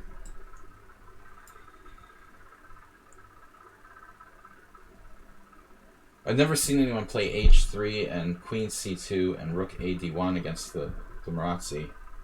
It's very strange.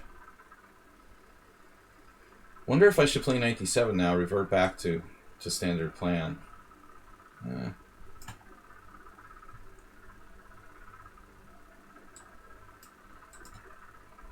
This is curious. It's a new system against Marazzi. Objectively, I don't think it's really dangerous. He's just sort of making stuff up. He's just like uber fast. But maybe this gives him something.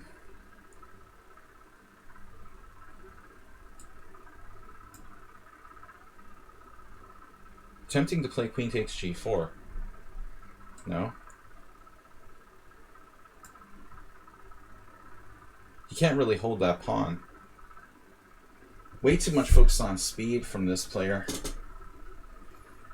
I think that he's an IM, but he's still thinking too much about just trying to play ridiculously fast.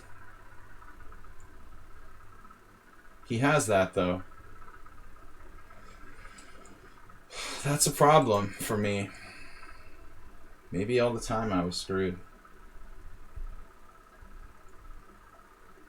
Nothing to do now.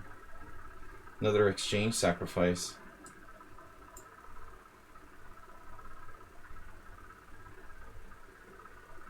Shades of a previous game. I'm gonna have to sack the exchange here.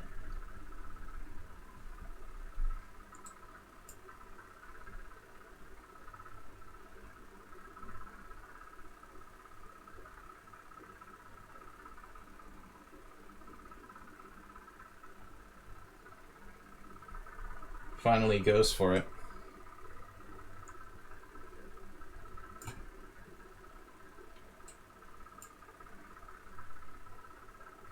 All right.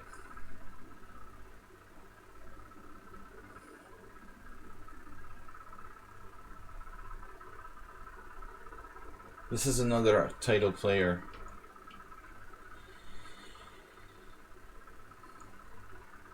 Got a pawn for the exchange.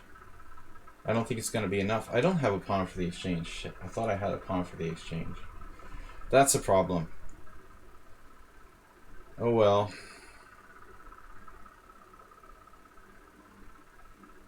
This player is insanely fast.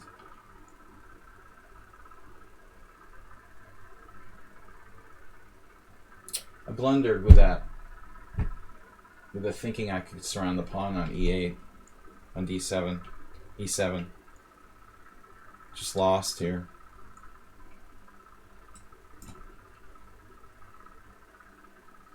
No, I'm just lost. Whatever. Alright. We might as well just resign in arena if you get a lost position.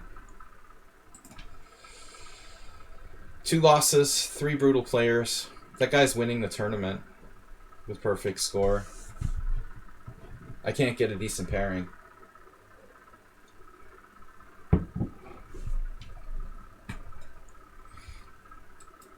The speed is just ridiculous.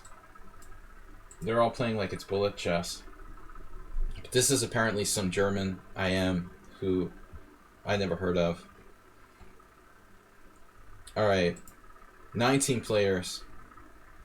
We get someone who's not a 2600. I've lost 2 games and I'm only down 20 rating points. 10. Like a human opponent. That's a weird move order. Nobody does that. So he actually wants to play the Marazzi too? It's weird.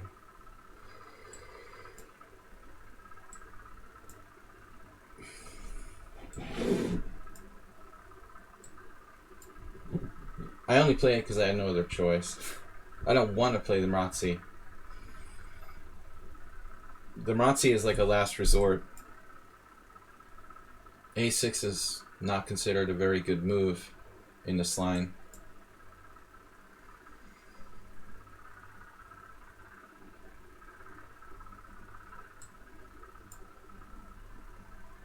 Not really a typical setup. You're supposed to have like... Actually, I don't know what he's doing. We don't know what he's doing.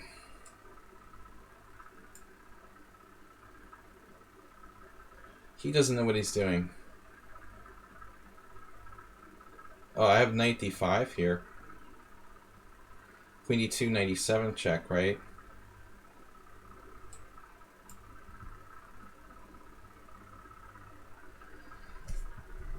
Marazzi back at you.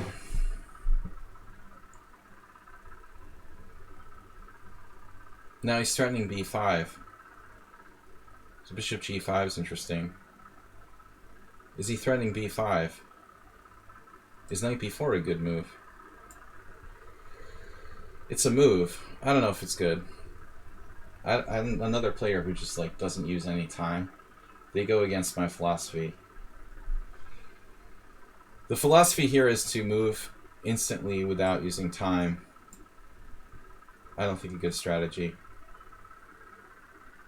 If I was a little bit sharper, it would be a different story. c5, like the last game, actually. This is sort of what happened to me, in a way. Maybe it's not that bad, though, as my example.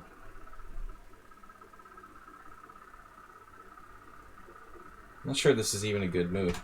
By the way, this guy's rating, I mean, 2200. How could you be 2400 in bullet, 2100 in rapid, and 2200 in blitz? How could that possibly happen? That's crazy. It's so much easier. It's way easier to play blitz and rapid than bullet. It's way, way easier.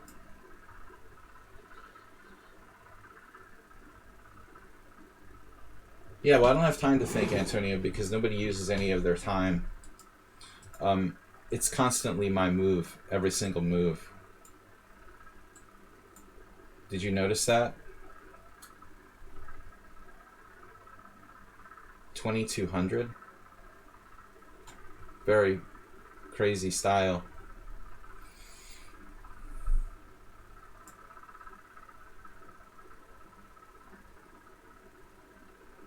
I was having hallucinations.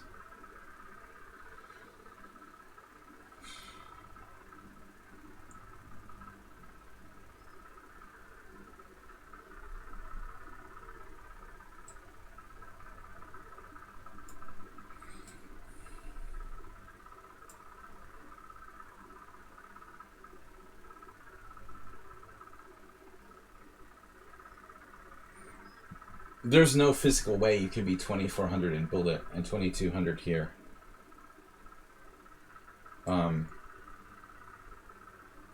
There's just no way.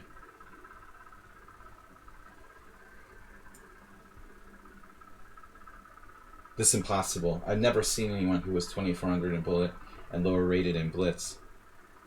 That's not even a real thing.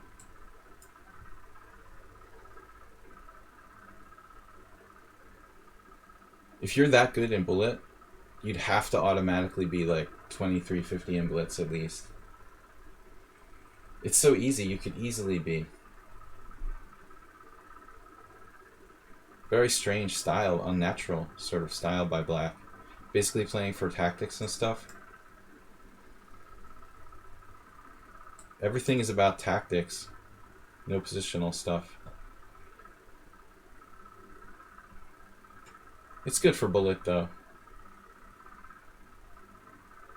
Everyone knows that I'm just slow, so they try to take advantage of that.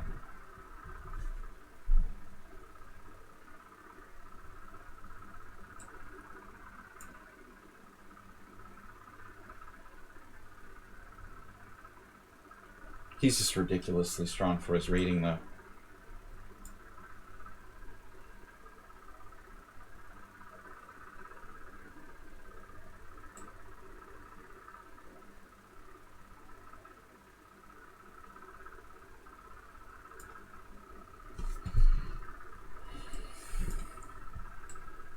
Almost doesn't have to think about his moves.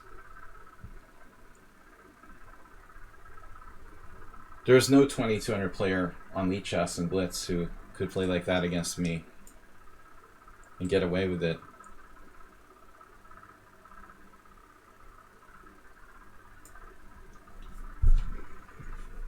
I would just own the average player here.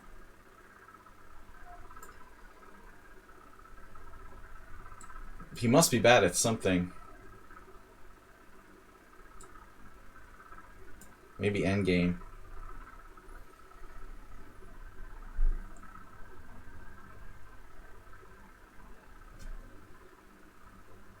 Ridiculously strong for 2200.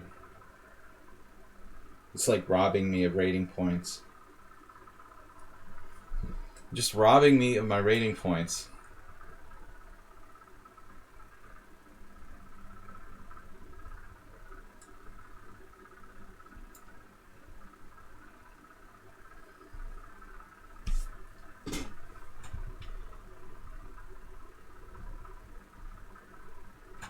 Just highway robbery. 200 points. Underrated.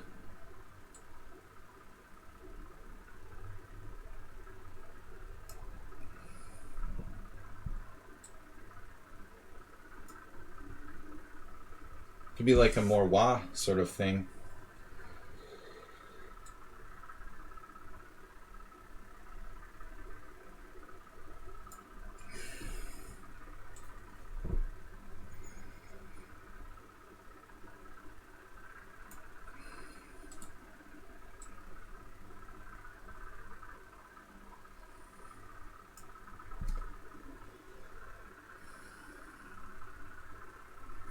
He's playing for a win, you know. He's 2200 in blitz on lichess.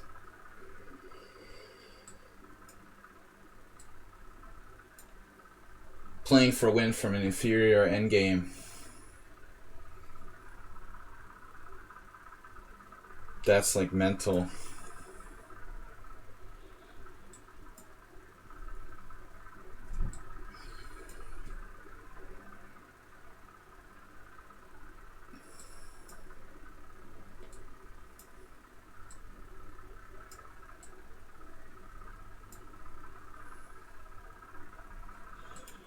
There's no way it's a 2200 lichess player. That's ridiculous. This tournament is just like throwing away your rating points. Grandmaster in the first round rated 2400. Then you have a 2200 who plays like, I don't know, an IM. I don't think I can afford this rating point gifts anymore. I can win at the end, man, but I'm just running out of time. Of course I was winning, but I blundered allowing king g5, king h4, you know. I was totally winning. It's probably a draw anyway, though. Like 4 against 3 on the king side. I mean, you know, objectively, now I'm not paying attention and I misplayed the move order. 2200, so It must be like a 2700. This is like lame for white. I don't play this variation really. He's not paying attention. Just like pre-moving. It's pretty bad actually, Rook B1.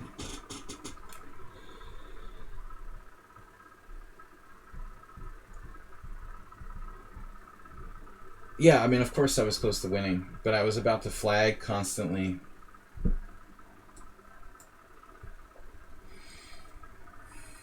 Suffering. But I mean, it's ridiculous, you know? How could you be 2430 in Bullet and 2200 in Blitz? The average 2200 players on lichess and Blitz are extremely weak. He could easily be like 2500 in Blitz, the last opponent. Did you play in the hourly arena? I'm just hemorrhaging my rating points. This player has played badly because he's too interested in playing, also playing Bullet. Black is just slightly better now.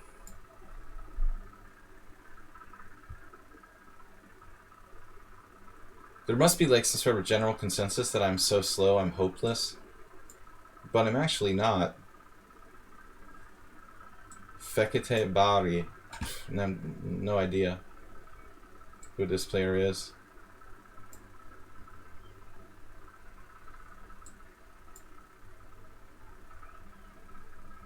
They saw that though.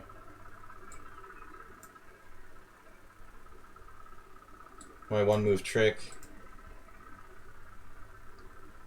White's going to be in trouble in a minute if he loses any more control of the center here.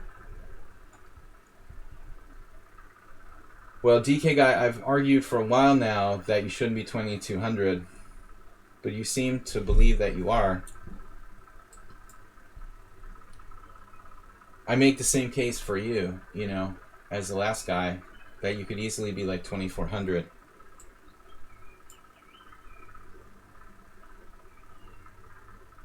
To be perfectly honest.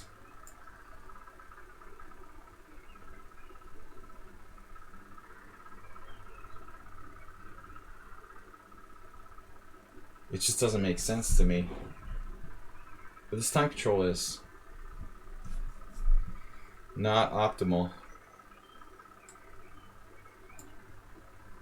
for me. No, I mean, I'm serious. If you play your A game and you bring your A game, you're going to be 2400 on here. This position is starting to piss me off. I made the wrong decision last move. Kind of want to call this player like KG. Knight G2 was a good defensive plan.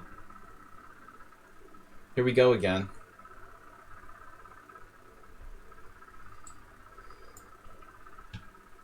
But I don't have to sack the exchange here. I think it's a little over the top, probably.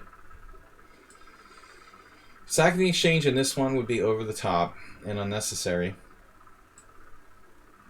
Though it's an idea.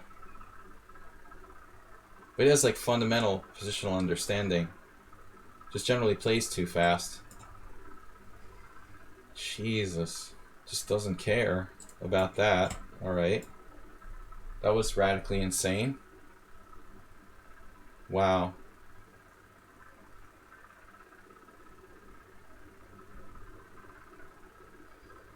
Alright.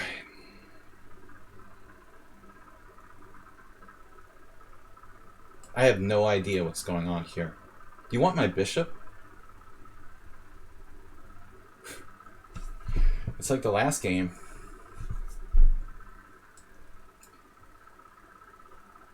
It's just ridiculous how fast people are. That's an excellent move, I guess.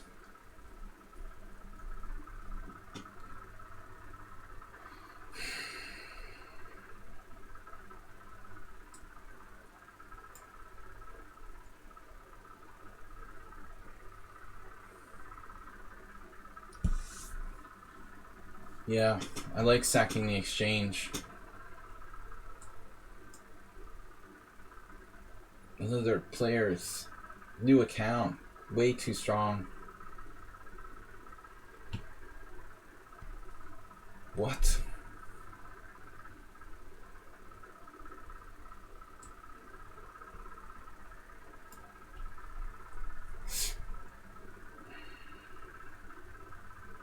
Complicated endgame.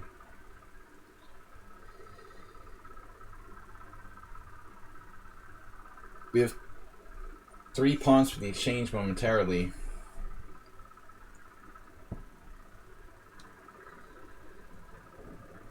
Whoa. Surprised me.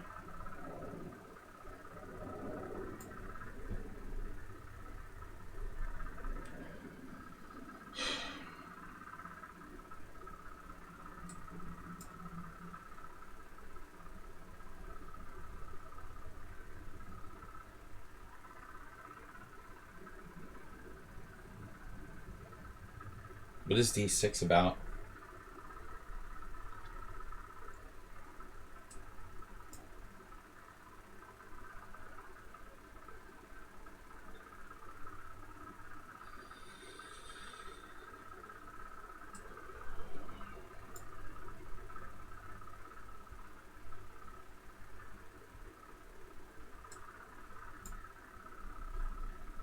That was a stupid move by me.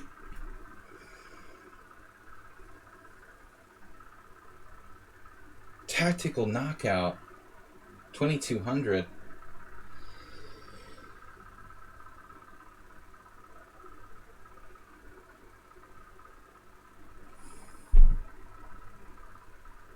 Easy win for 2200. Just your average 2200. And I was winning, but come on now. Who is that? This is ridiculous.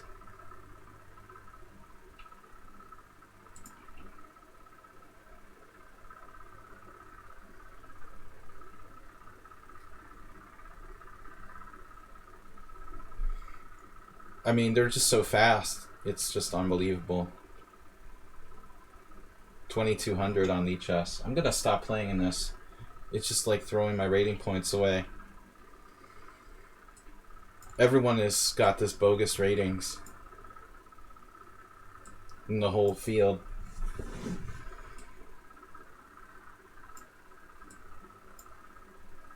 I was just totally winning. I mean, he played horribly the whole game, but the speed and the technique at the end in a winning position was excellent.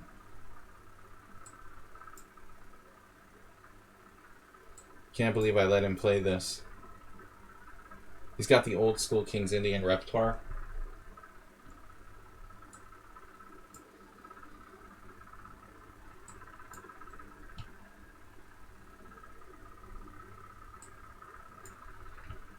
And I walk into it every time.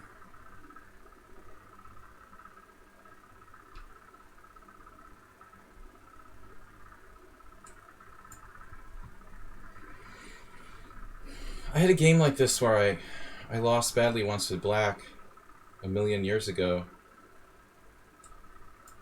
Can I play like knight b5?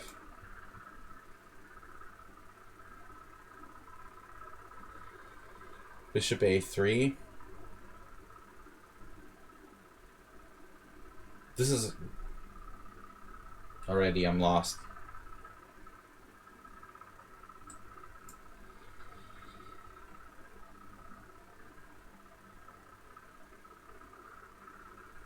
That's not his best move. I think he had queen f5. I'm just completely punch drunk. Random 2400 players. You know. I've lost all my self-confidence.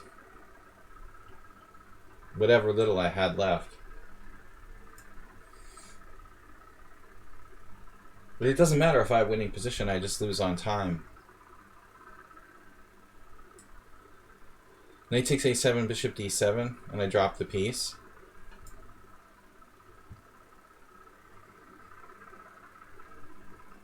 This guy's like an old guy like me. And he's that fast. Just incredible. He hasn't used 1 second for the whole game. I just don't feel like doing this anymore.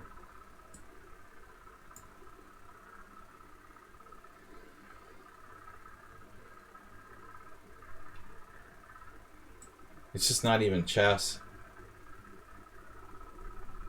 He blundered. But I mean, why do you have to play, you know, like a child? Like every move has to be played with 1 second use for the whole game, you know? Why do we play like that? It's ridiculous. And this is like an adult player.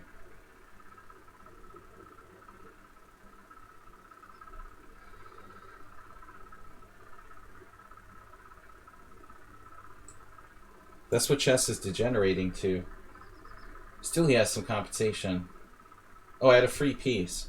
Bishop is hanging on c8. This is the guy who's played 7 seconds on the whole game, and his bishop's hanging on c8. That's what it's degenerated to. This is chess? Seriously? What we're doing here, this is chess? You're hanging pieces? Oh my god, dude.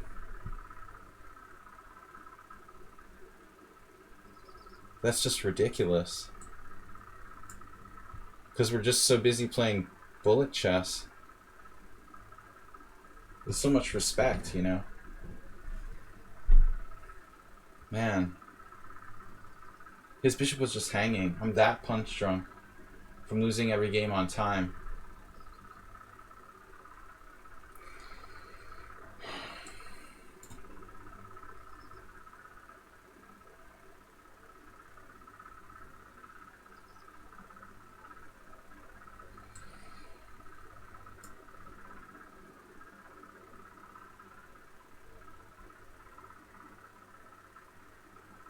But I really don't want to play in a bullet tournament. I got people playing like h6 and g5 against me in the first game.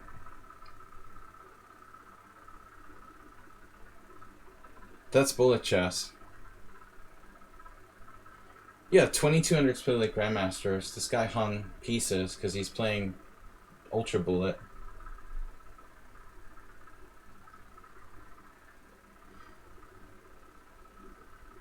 Man, I suck.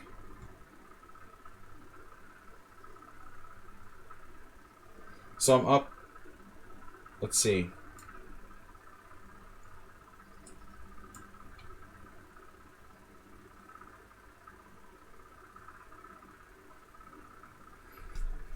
Really hard to get a threat around here. Rook f1 or something? I could be in trouble in this position. I think I need to do something drastic.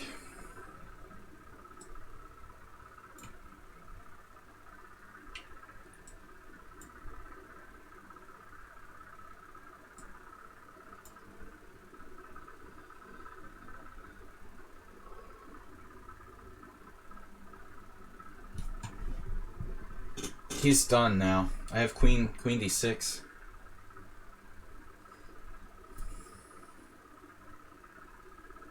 I have 19 seconds though. Lose on time.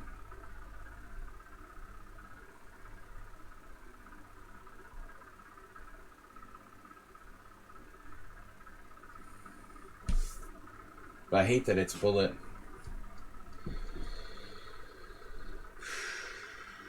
I knew I was in trouble today because I was extra tired and I haven't played all day.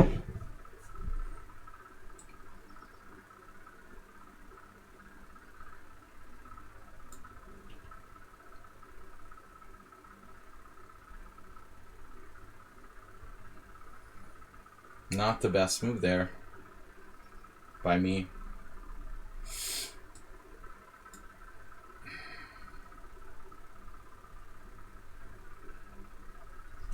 So now I'm going to lose on time. You played a good game, though. Great game. Did I have like a forced mate or something? Yeah, no forced mate.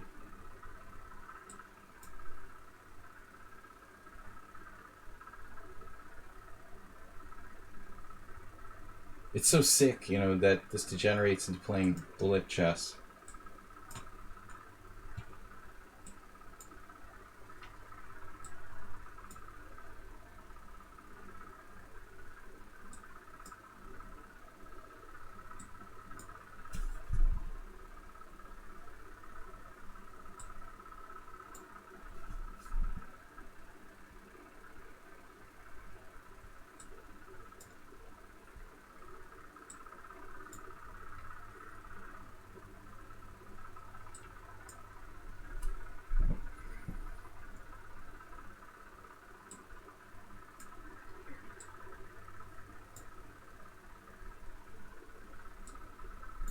It's his move. What?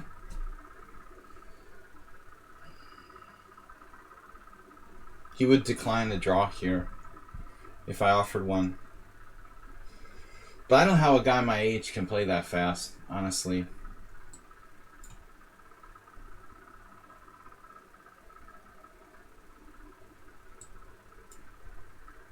Black's obviously winning in this position. Clearly.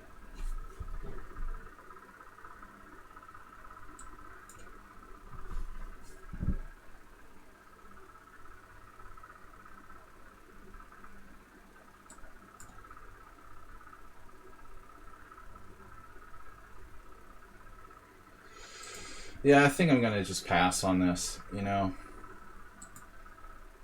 It's not really interesting. On second thought, I think I'm going to just pack it in. It's just useless. That's just disgusting.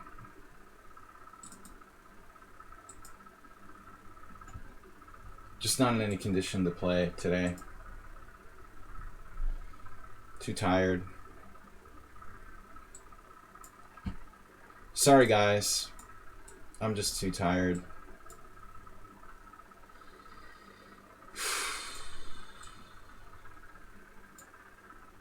At least HTFP is not here to make fun of me.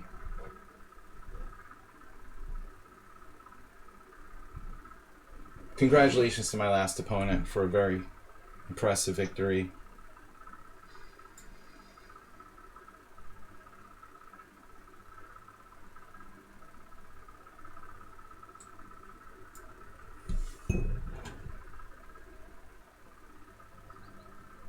I'm just too slow and tired. Didn't sleep enough last night.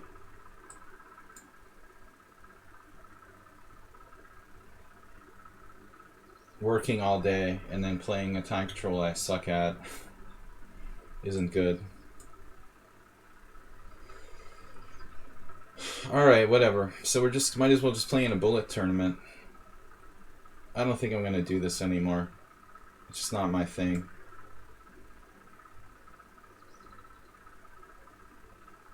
It's silly. You know, the last game I would just quit chess if that's what chess were about. Playing bullet chess, getting a lost position, hanging pieces, and then winning on time. It's ridiculous.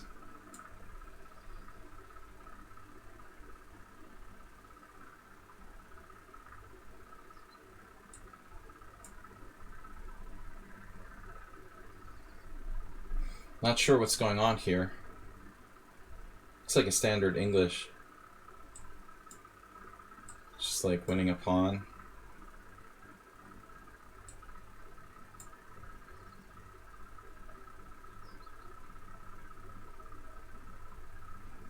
But everyone's more interested in playing bullet chess than playing real chess.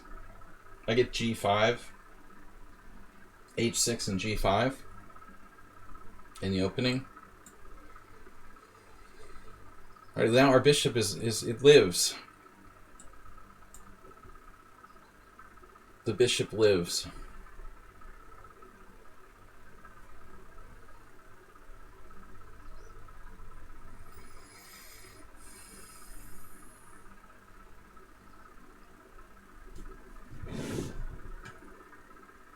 How's your keyboard doing, troll?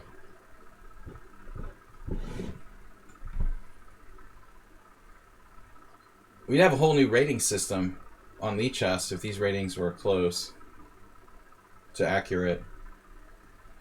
But unfortunately, most of the players in this tournament are new accounts. Except for Gabix and Mr. Olka. None of them really played here much. So I got 2200s who play like GMs. It wouldn't be a problem if it was like casual.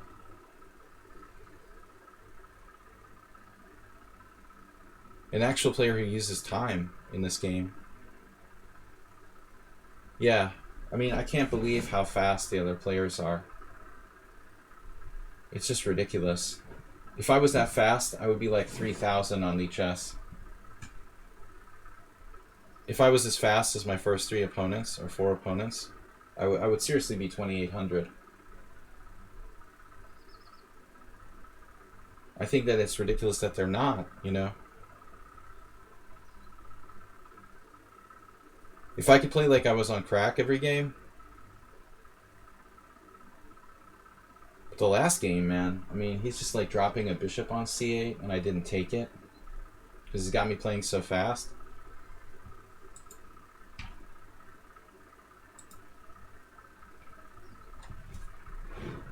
It's like a normal 2,400. Am I lagging or something? I can't possibly. I'm going to stay on page, but I suspect there's some sort of disconnection. Hopefully by me. Like the one game I might be winning. No. Alright. I mean, we're winning here. Clearly. He's trying to play bishop h6. You gotta be careful of that.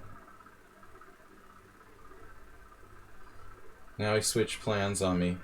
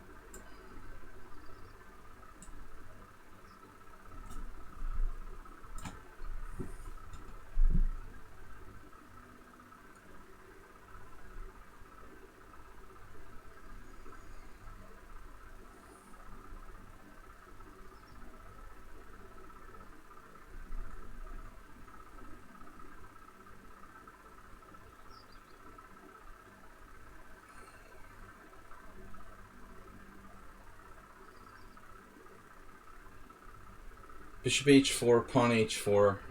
It's not really a threat. Is it? Not directly.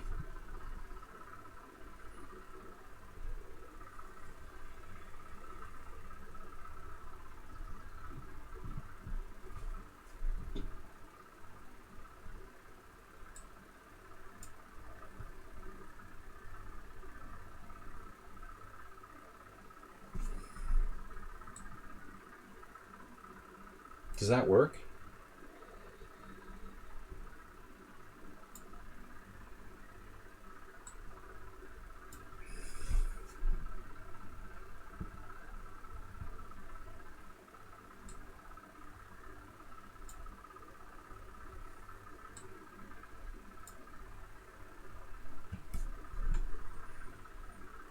Actually won a game. Terrible. Painful. Horrible. I like how that last guy I lost to, he only ever beats me in this tournament. Mr. Olka only played 1 game. This guy has a perfect score. Mate on the board, the Butcher. So 2269 in the All-Star Arena from Malta. At least he's from Malta, not from Hungary. That's a relief. We definitely want to face more people from Malta. He's got the DK guy repertoire, but he's another insta mover. We equalized.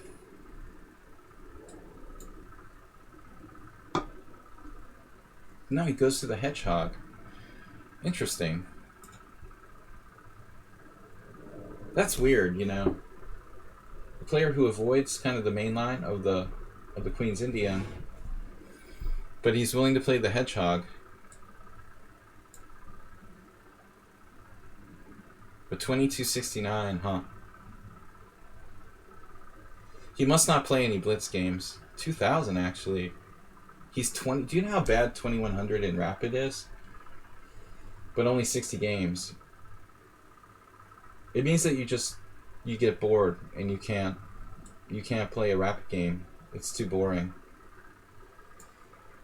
For the most part, I think that's what it means. We had a similar game like last week. This is a known line though. I think it's still book. I had this with Udazin. Very standard sort of play.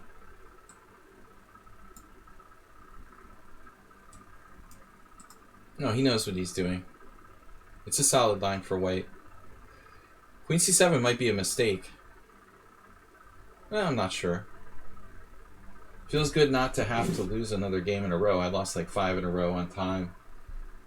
But I just feel like I'm playing bullet chess and it's just garbage, you know? We started off with some interesting games where we sort of tried to play chess, and the last game it just degenerated into my opponent hanging pieces.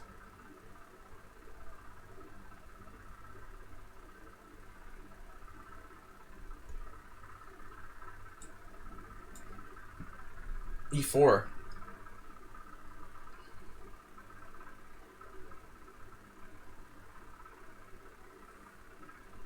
I had a game where, let's see, knight d5 is an issue. Sometimes, not here.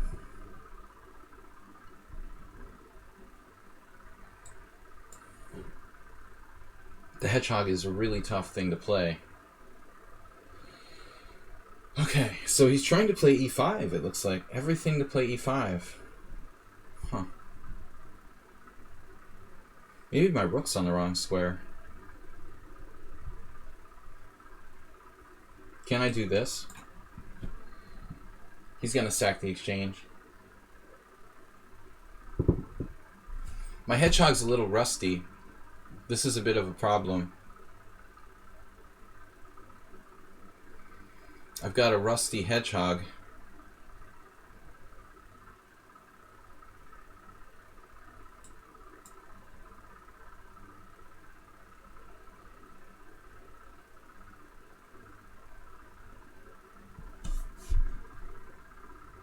Yeah, Pop G is the higher rated player of those guys, and he should be a favorite.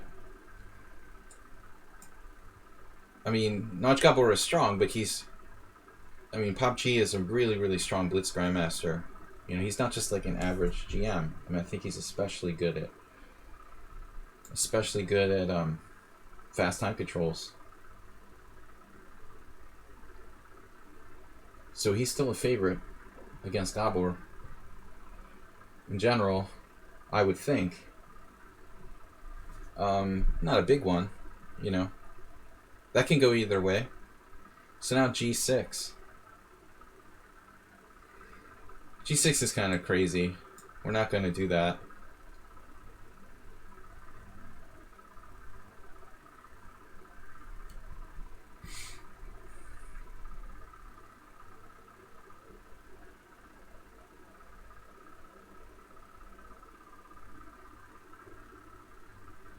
This is a crazy situation. My opponent is just like taking it in stride. He plays this position every day. He's 2200 in Rapid and every time control.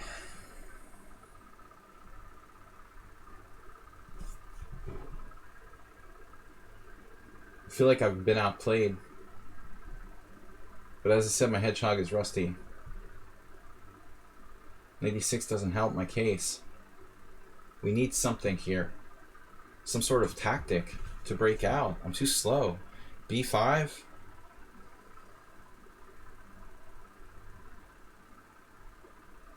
Queen F1. Nice.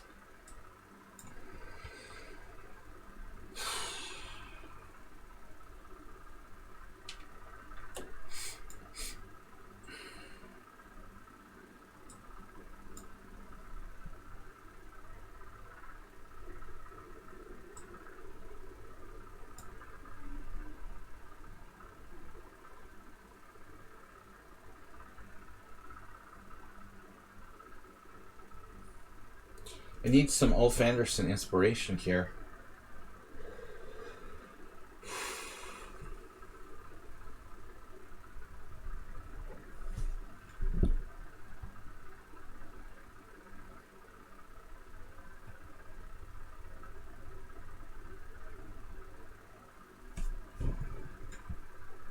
He's exposing more viewers.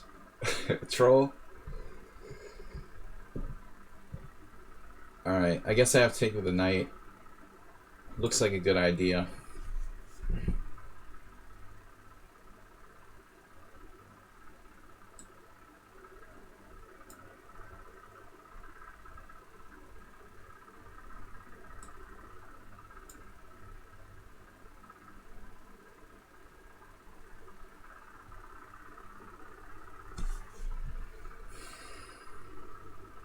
Rook d3. What a move.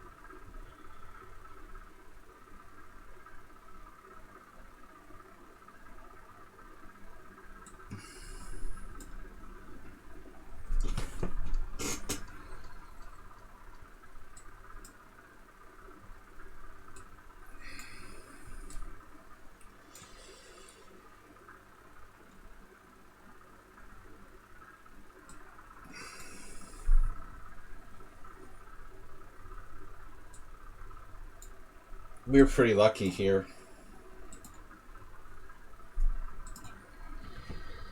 Two wins in a row, we get a streak starter. Wow. 6 points. Crushing it now.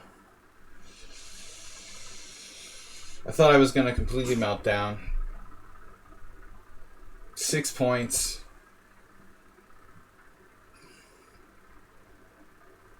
Terrible. Every tournament is terrible in this time control for me. But what's that guy's deal, man? That guy's unbelievable. The lucky guy. To go that way in this tournament, do you know how hard that is? Do you have any idea how strong you have to be to have like a perfect score? You'd have to be like a 2700 or something. Or just get really lucky. To win like every game you play against this field. The top 10 are GM strength and blitz. Berserks are allowed. I've never seen anyone since the 3 weeks I've been playing post a perfect score like that. He got a draw against Kotzer Florian. He's undefeated. GM strength IM. 2 GM strength IMs, another GM strength IM. This guy plays like a GM even though he's an FM. And then some other players that are all pretty dangerous. Apparently you have a win against who? I have a win? No, I have 2 draws and a loss. 2 draws and a loss.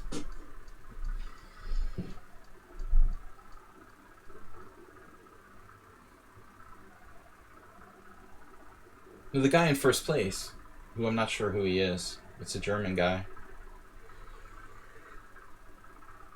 I thought that's who you're talking about. This is sort of a surprise here. Really fast player who's not that high rated in third place. He was like berserking against me 2 weeks ago. Man, I need a pairing. Ouch. I was totally demoralized. We battled back to 11th place. 13th place. So this player again, I mean, he was lost, dude, in the first game. He really misplayed the opening badly. So he seems to know this.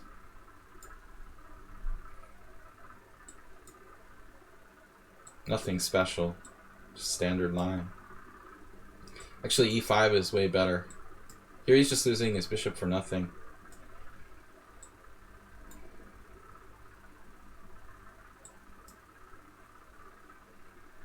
So his openings are kind of his weakest phase of the game, it looks like.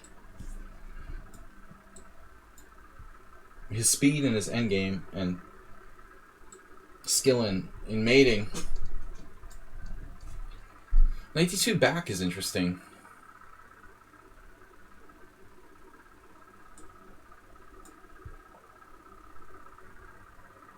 It's a hippo, standard hippo. But this is a new account. I mean, he's used -7 seconds against a player who's supposed to be 200 rating points higher. It's probably a little kid who's like 1900 FIDE. It's just like, yeah, right. We're going to believe that you're a little kid who's 1900 FIDE.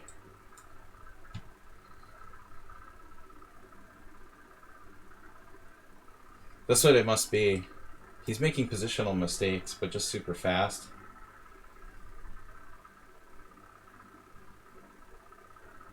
WIM. WIM.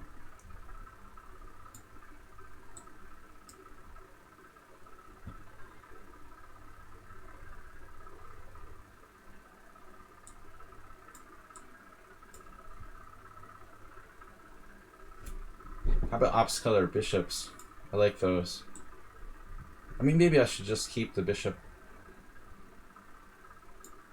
But I don't care. It's more dynamic this way. But I mean, it's sick that a player like this plays that fast instead of trying to play good moves, you know? I mean, I understand that I'm slow, but still. We're going to fall into a tactic? Are you serious?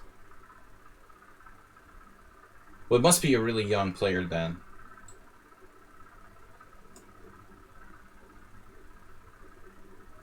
It's just like a kid or something.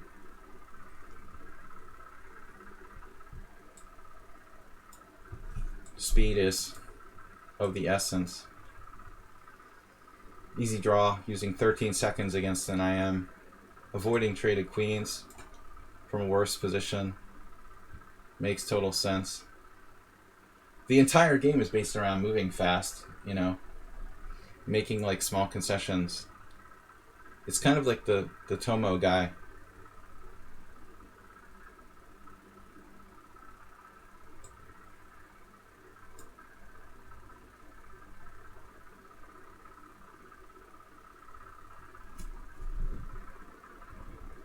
Subtle play.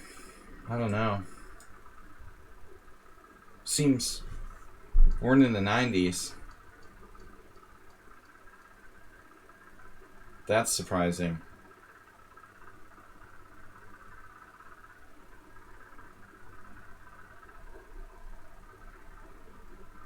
Being born in the 90s makes you ancient. So what's happening here? E5?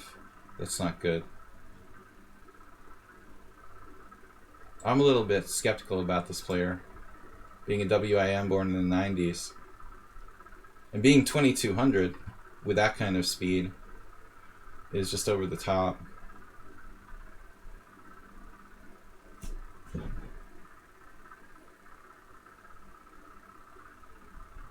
Anyone born in the 90s is like looking older than me by now.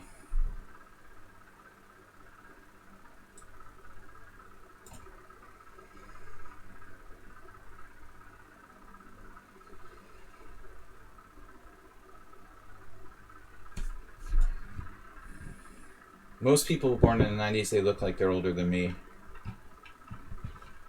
Especially the chess players that I know.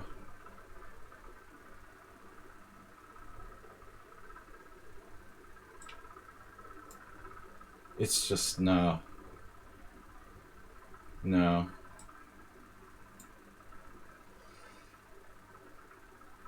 It's kind of ridiculously good.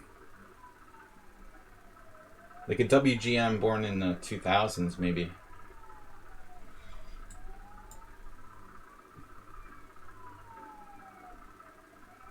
That I would believe. The technique, now it's going to play like a computer. I have to grovel for a draw against the WIM born in the 90s. Okay.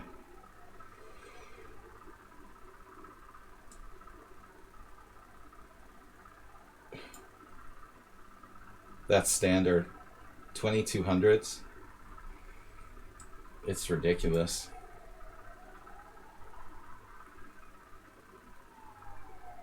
They've been like pushing for a win, like they're the stronger player the entire game. I mean, it's not really that believable.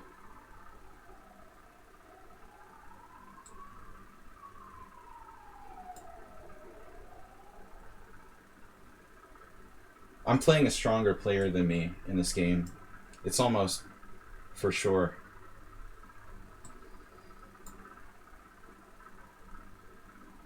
Like psychotically playing for a win from worst position.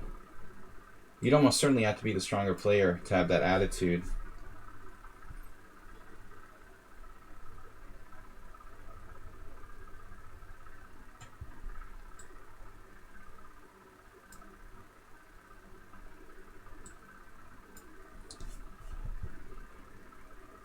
It's like my endgame with Mr. Coffee. But again, only because I only have winning chances because white. Because black, I mean,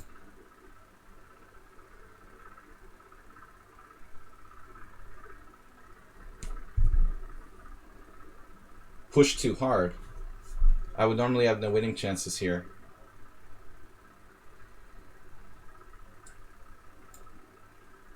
But there's no way this player is 2200 in blitz with this kind of speed. It's just ridiculous. Like,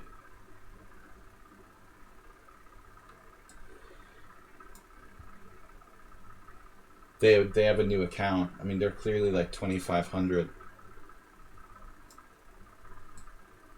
Queen d6.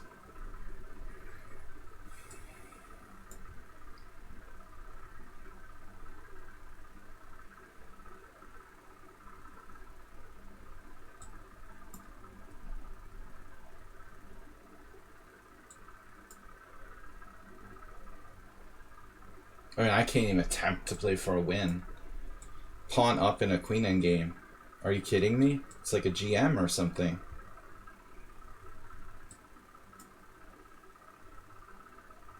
And perfect technique.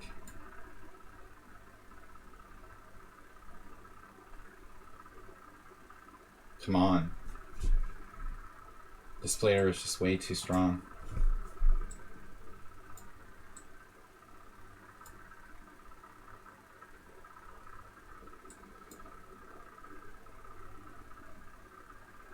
It's just criminal. I mean, if they're really as strong as they play, their lichess rating should be like 2,600.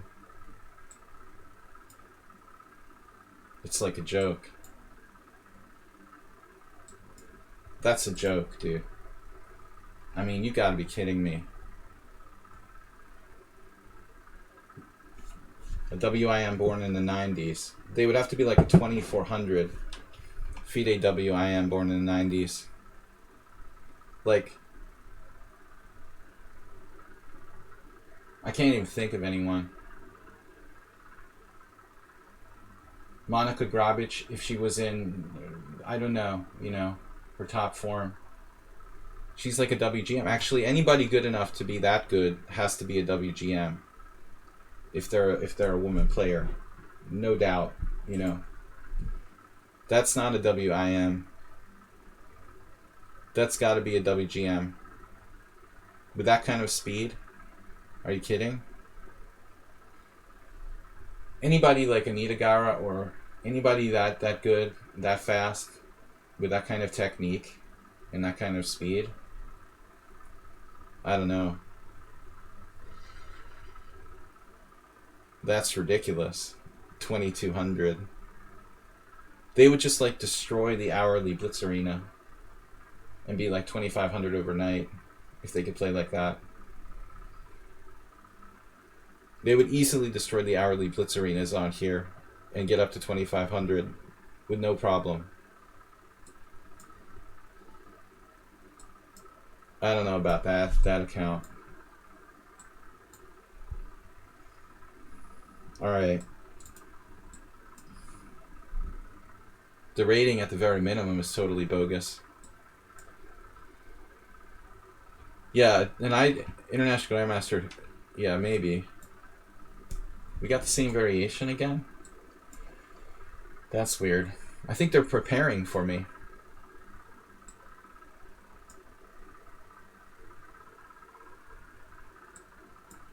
He prepared. So this is theory, I don't remember.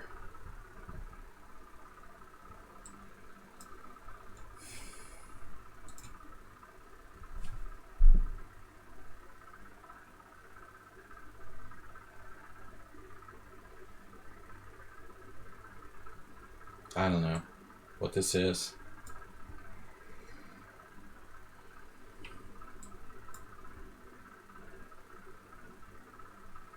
He's a good player. He just plays quick.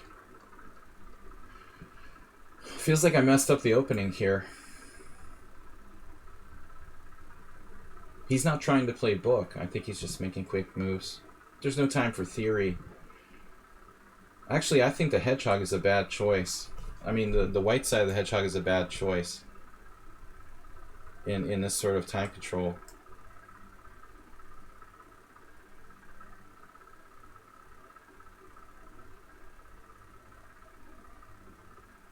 I would think it would be harder to play white. That's why I won the last game. I hate playing the white side of hedgehog with fast time control. What the heck is Queen E3? Not quite sure. It's a tactic based on Knight D5, apparently. He's trying to play Knight D5.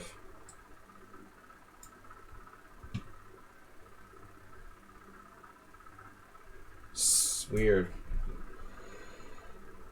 I mean, yeah, I don't want any like E5 or anything. But that last player, I mean, their rating should be thrown in the garbage bin. Although they don't play the opening very well, you know, the rest of their game is so fast and good technique. And the only reason that she lost a pawn against me was because she was overpressing for a win. I mean, you got to keep that factor in mind there, actually. It's not like I outplayed her and I won a pawn. You know, white was like avoiding draws like they were the higher rated player.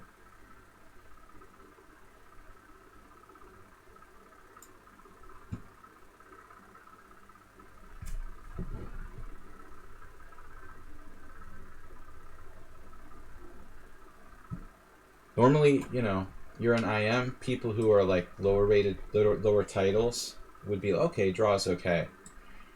You know, but she's like playing for a win, no matter what. Scary. So now what do? We play b5, right? We should play b5. That's what this opening was designed for. To break the center.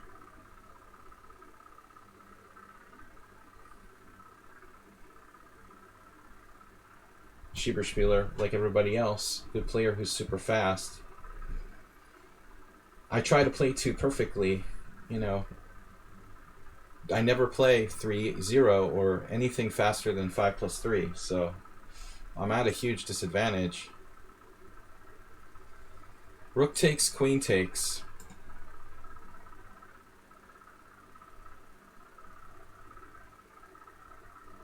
Theoretically, black should be fine.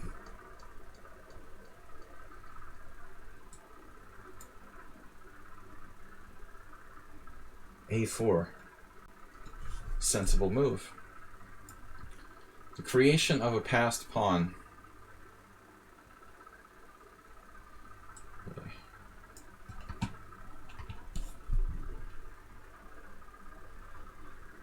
Now,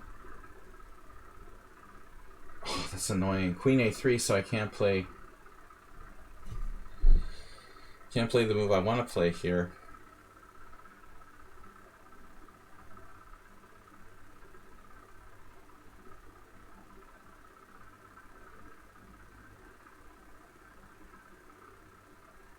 I can't really get my pieces in.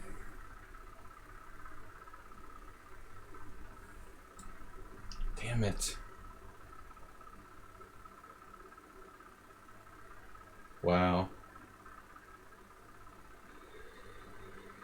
He has bishop takes d6 with a tactic. And I'm about to lose on time.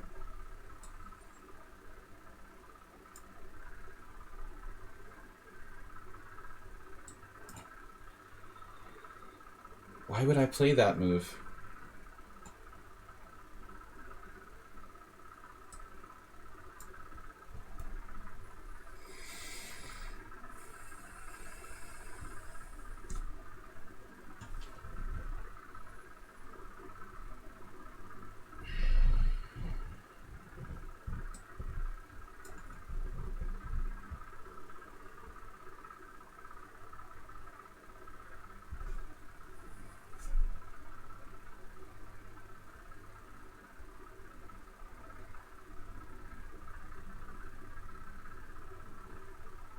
We'll see you guys on Friday.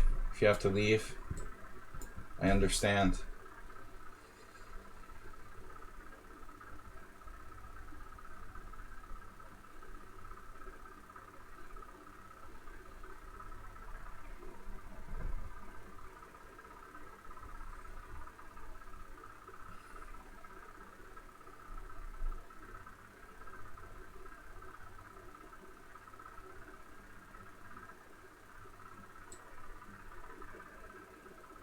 He's got tactics. Tactics up the wazoo. Pinning me with like knight d2. My piece is hanging.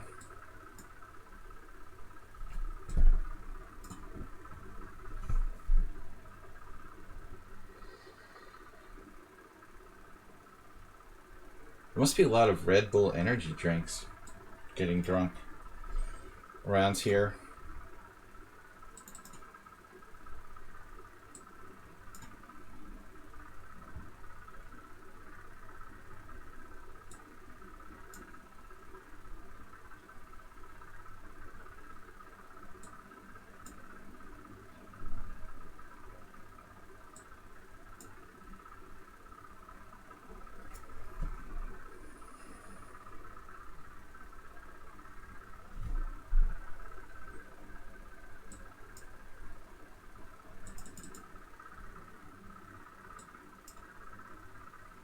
It's a draw.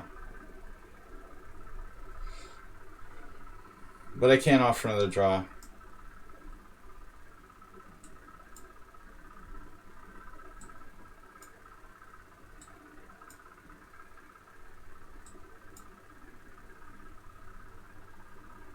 According to the rules of engagement.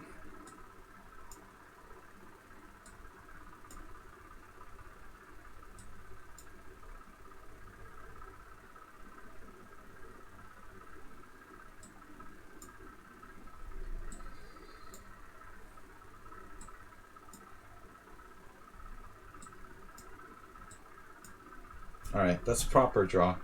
Magnus would play for the win here. Thanks for the bishop. Alright. That's why the hedgehog is so fun to play. I know I declined the draw, I didn't mean to, but I mean, I just like, I was half making the move and losing on time, so I just completed it.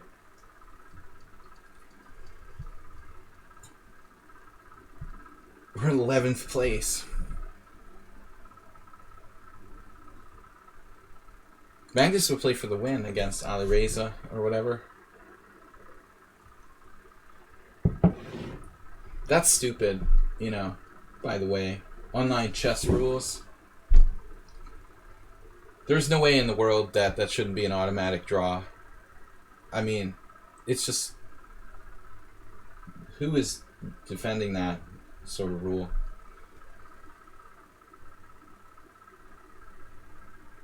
I'm 24-9. I lost like almost 15 rating points or something. We had our streak starter broken by that draw. What did I have? 2 draws in a row? Streak starter was broken by the previous draw, actually. Alright, the last time I played her wasn't good. What are we going to do? The Slav? Ugh. Slav is horrible. It's a double Slav. It's a Grunfeld. So, she's really heavily prepared in the opening. Hopefully the Grunfeld is not her main thing. Your leader I found on the site not to be mentioned. 2404 with no name. He has a name. Wait, how do you find someone if they don't have a name? How does that work? You used his handle like on another on the evil chess site, and he has the same handle over there. That's just not very deceptive on his part.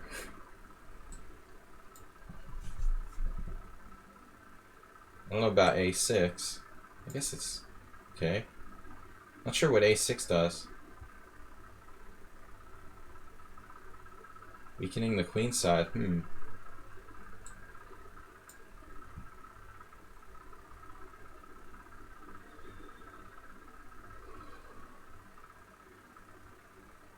Maybe she knows what she's doing. I sure do.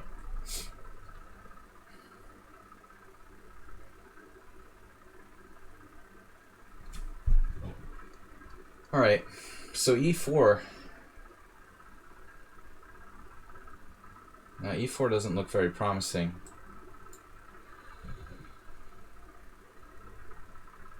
Rook FC8. Interesting. So we go for the C5 square? That would be the plan, right?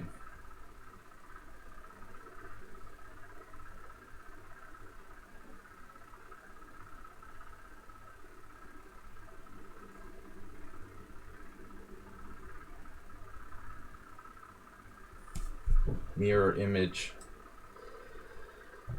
Tactic.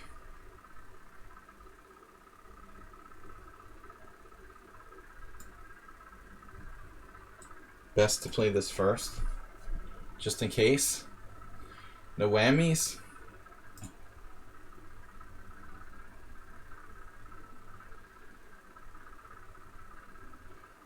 I mean, a p-sack on d5 would be nice. That's a nice fantasy. My bishop's kind of hurting.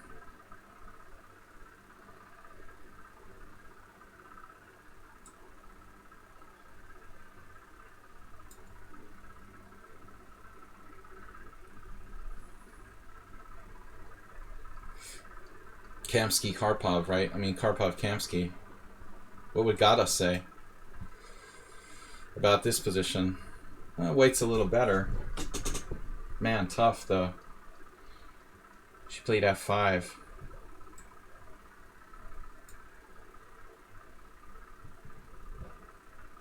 was hoping to get my bishop out. Oh, I have the sack now. Jeez. G4 is a terrible move.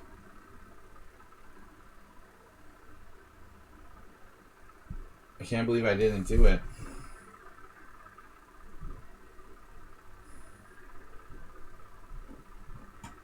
We have a theme today.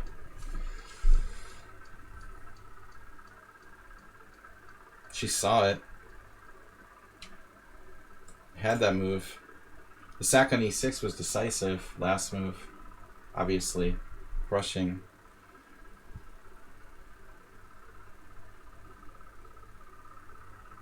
Petrosian might do okay. He might do okay in this tournament. Petrosian. But I'm not so fortunate. Petrosian, I am not. Missed my golden opportunity earlier. Now,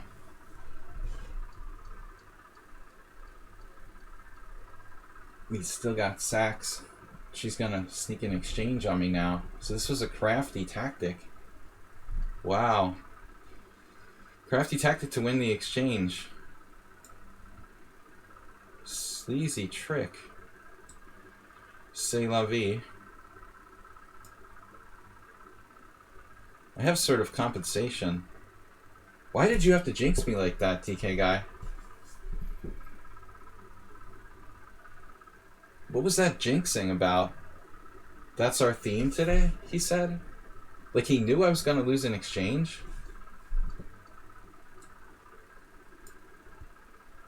We got it back. High quality chess. At this time control. That was all part of the plan.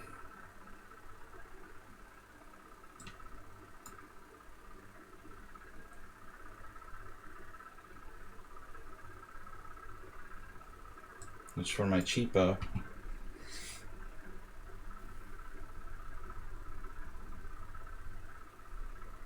How's my bishop doing?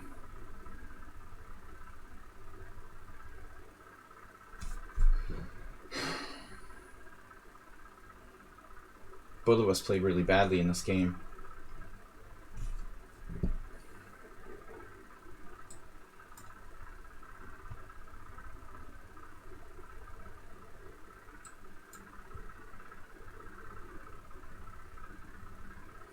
I could sack a bishop on h5.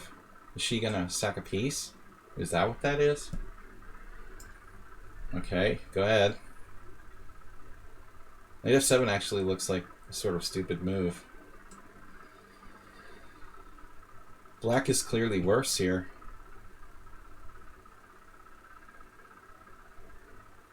I have h5.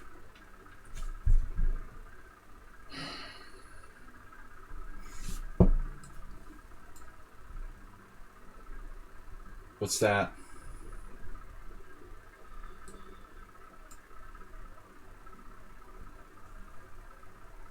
Black's in trouble. She may have just saved herself.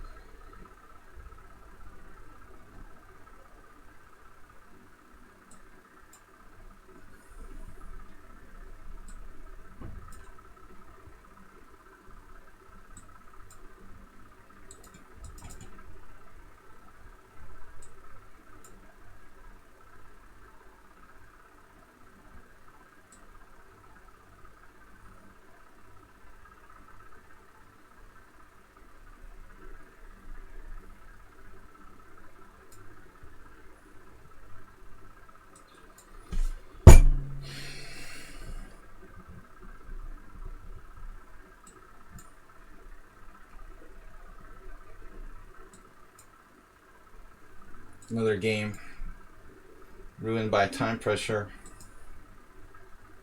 I was winning. 5 consecutive not defeated, so I'm getting the hang of it a little bit. Damn it. Too quiet. Well, it's not a regular stream. I've got to play. I let her get away. We had a lot of nice chances in that game. But the position is far too complicated for that time control. Again, it's like extremely strategic. No tactics. Basically, like position design for long time control. We played Pop G. Last time he played me years ago, I think he played E4. Obviously, he probably plays both. We might as well have fun. Die having fun. Yeah, this is a known line. I think I have to take. It's been a while since I looked at this. Nobody plays it. Boy.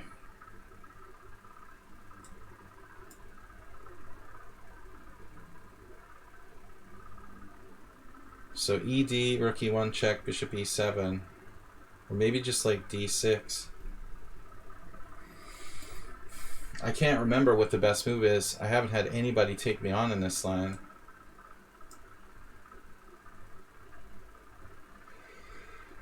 Now I'm seriously concerned that we maybe like screwed it up.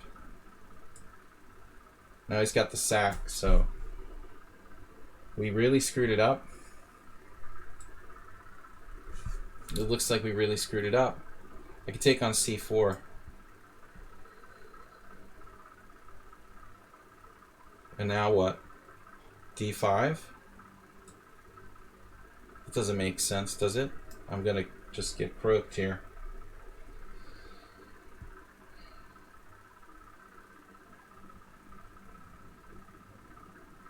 I guess I have to play D5, but I don't like it.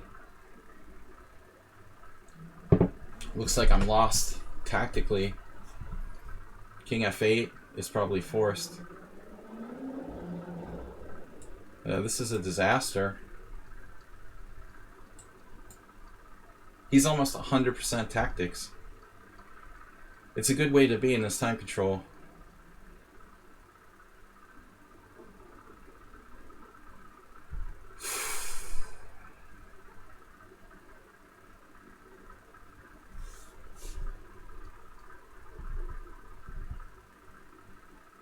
I'm just in trouble.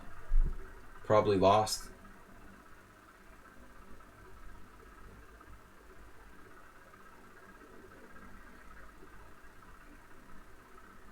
Even Pop G is underrated at 2600. They think it's like literal FIDE ratings.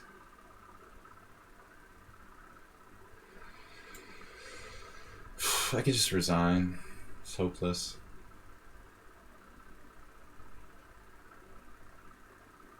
King F7.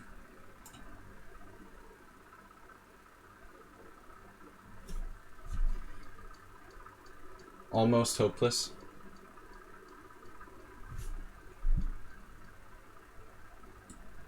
You gotta get him out of there.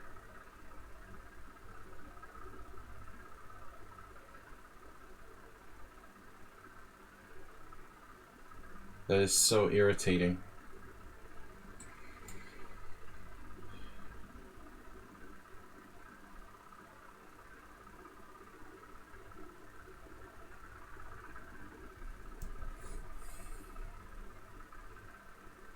Can't develop my pieces.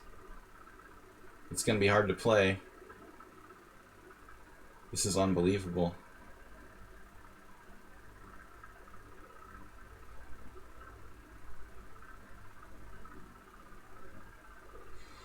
Because I have to play D4. I don't know what else to do. At least I can get my pieces out.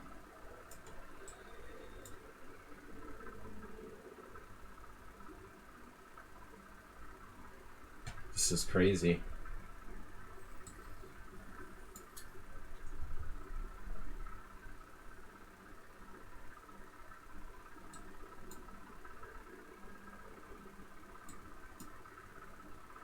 So check this out with the engine for a second. Let's just analyze this game with the engine.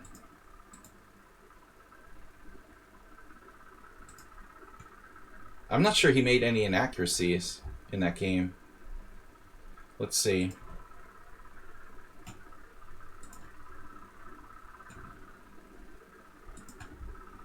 He used 14 seconds for the whole game, playing a perfect game.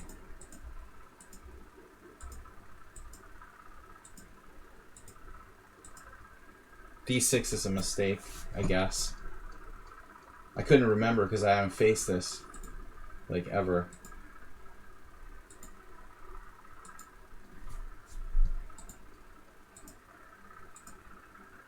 I mean, Magnus Carlsen is in trouble here against this guy. But he's 2,600, which is actually not that high. It's just hopeless for black. He plays 2 inaccuracies. How is his center pawn loss actually 39? With 2 inaccuracies in a 14-second game. I don't know how your center pawn loss can get up to, even get up to 39. That's crazy.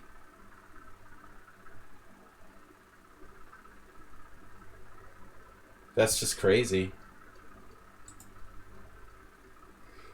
Why is his center pawn loss so high? Like, he made no mistakes, except for minor inaccuracies. That's weird. Basically an almost perfect game. By far the best game anybody's played against me. No, d6 is a bad move. I couldn't remember. It's a very problematic line for black. I don't recommend playing the Blumenfeld if you want to have like a sound opening. But it was a mistake to play it, you know. A lot of the Hungarian players started taking it up when it got trendy. So there's a number of them. I was playing it first, probably. Except for Cesar Chaba, who played it for a long time. Then everybody started playing it in the mid-2000s. Became, like, overused. The Butcher. But I don't know. The Butcher seems pretty solid for a butcher. We don't have anything here. I don't know how I got in this position, actually.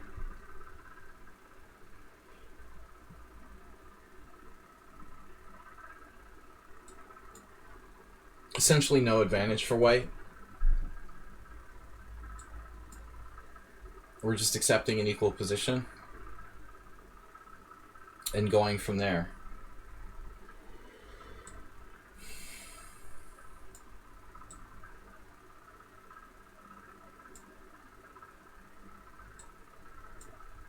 That was a bad game.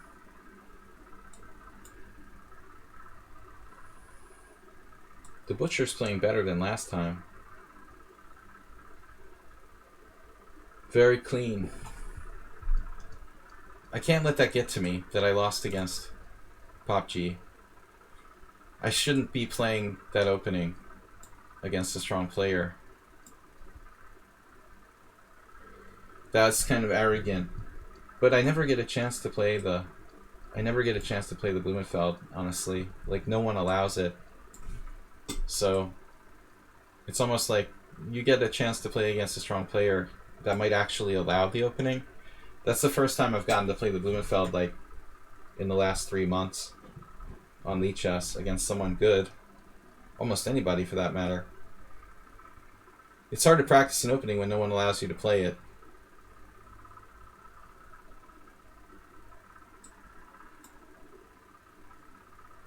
This is not a player from Hungary,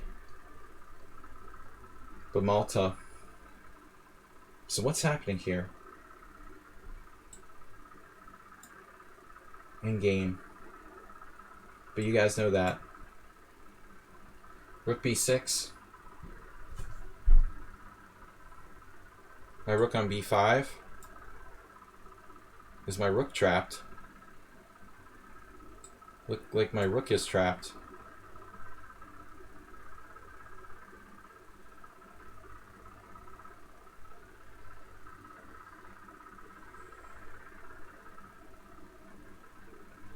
Yeah, it's trapped, right? It's just gone. Butcher 2265. He didn't see it.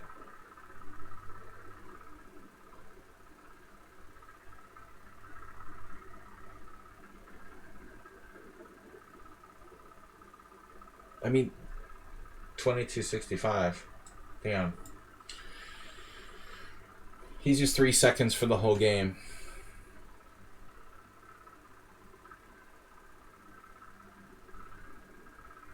This isn't real chess when we use just 3 seconds for the whole game.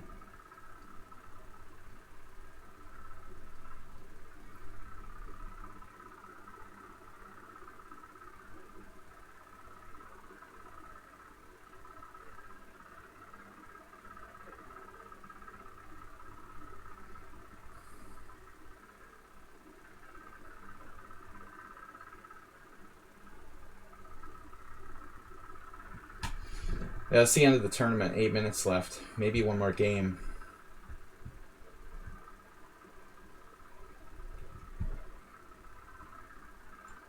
We didn't finish on a very strong note. I'm down to 2404. That's the lowest I've been. How did I lose so many points at the end? I mean, I lost 1 point against Pop G, which I don't really understand either. If it was an over-the-board tournament and he was 2600 and I'm 2400, I would lose a lot more than 1 point. Like, why am I losing 1 point? Did I lose more? I thought it said 1 point.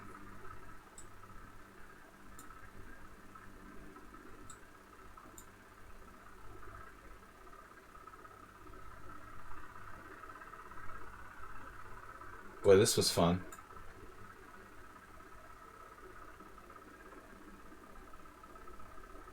So if I take, I lose my bishop or something?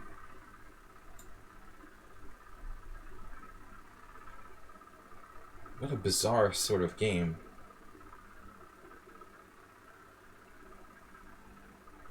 It's just a complete stalemate. And this is a 2265 player.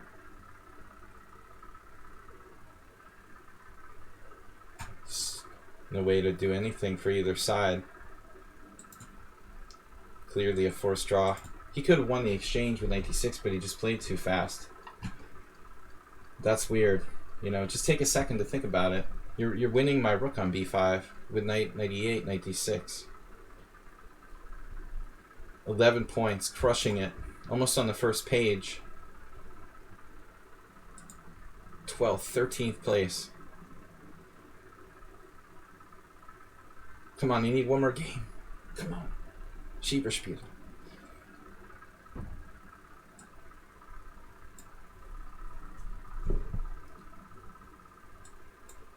What's he gonna do? D4, no, not the Scotch. Damn it, like the thing I know the least.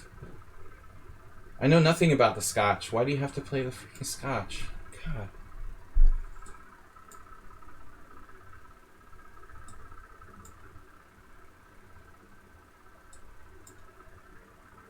That should be okay here, right?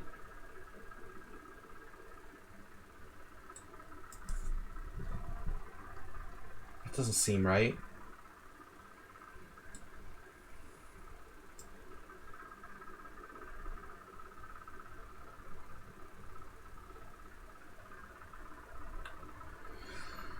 Okay, what's the move?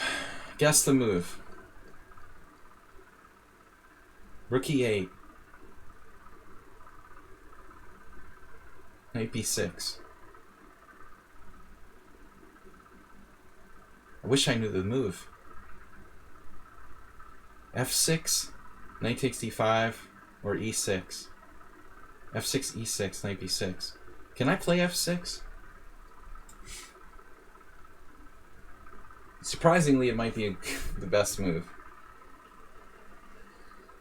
Shockingly, the unbelievable f6. There's no time left.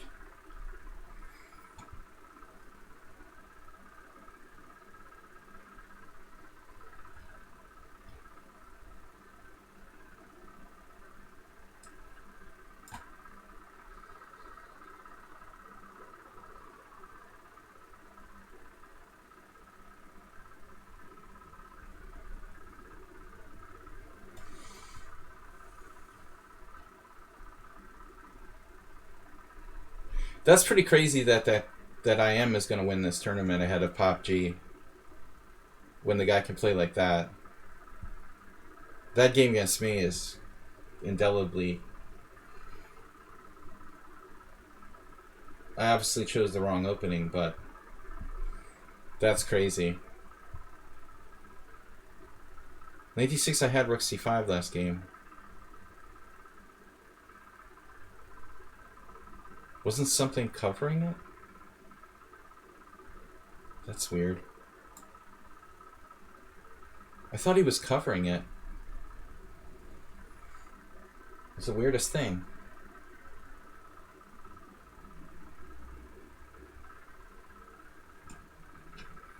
Tournament is going to end. He took that pawn. Nice. Rook takes b2. Rook b4. Rook a8. Well, I got this one. There's no time left. 3 minutes.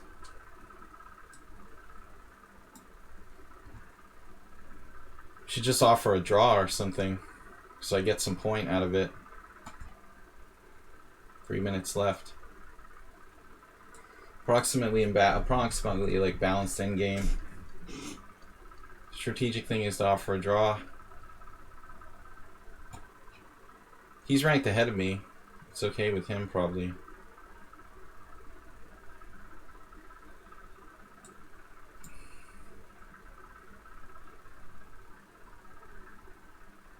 Where's my knight going? Let's not get another rook trapped.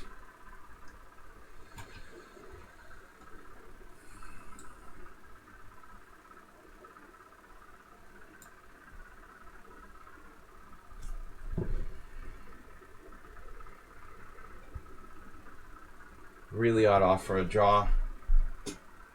Can get a point. Is my knight trapped?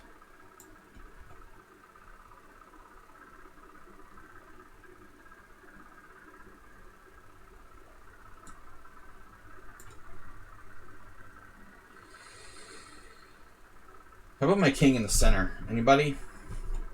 I'm better here. I think white's actually a little bit worse because of my central pawns with the king in the center, but this tournament's going to be over.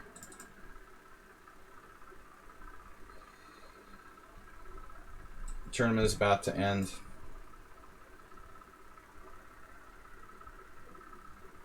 I have knight e3 there.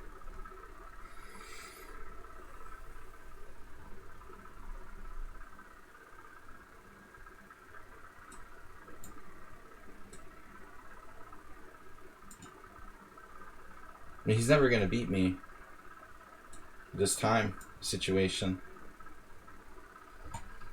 We got 54 seconds left in the tournament.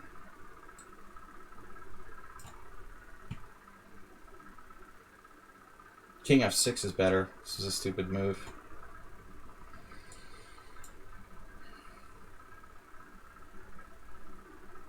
So we're just going to get no points for this game now. That sucks.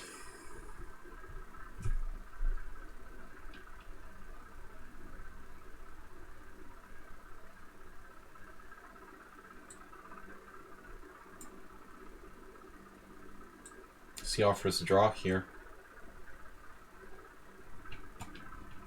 12 seconds left. He doesn't want the point. All right. That's strange.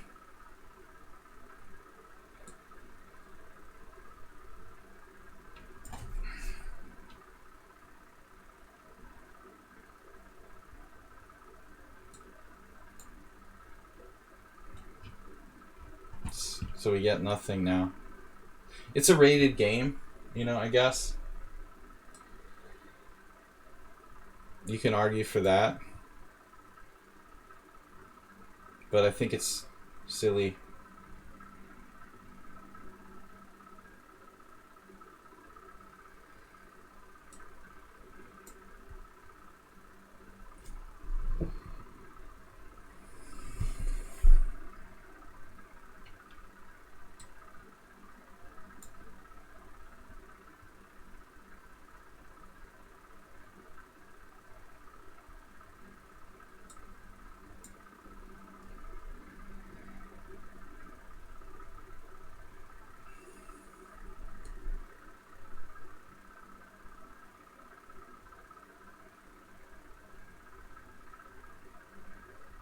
He has some neat tricks there.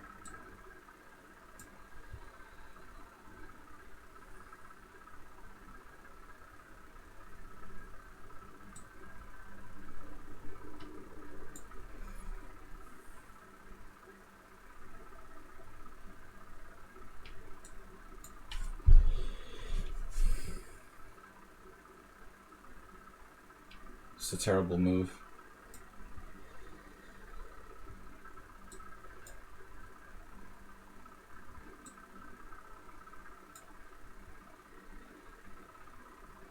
He was better.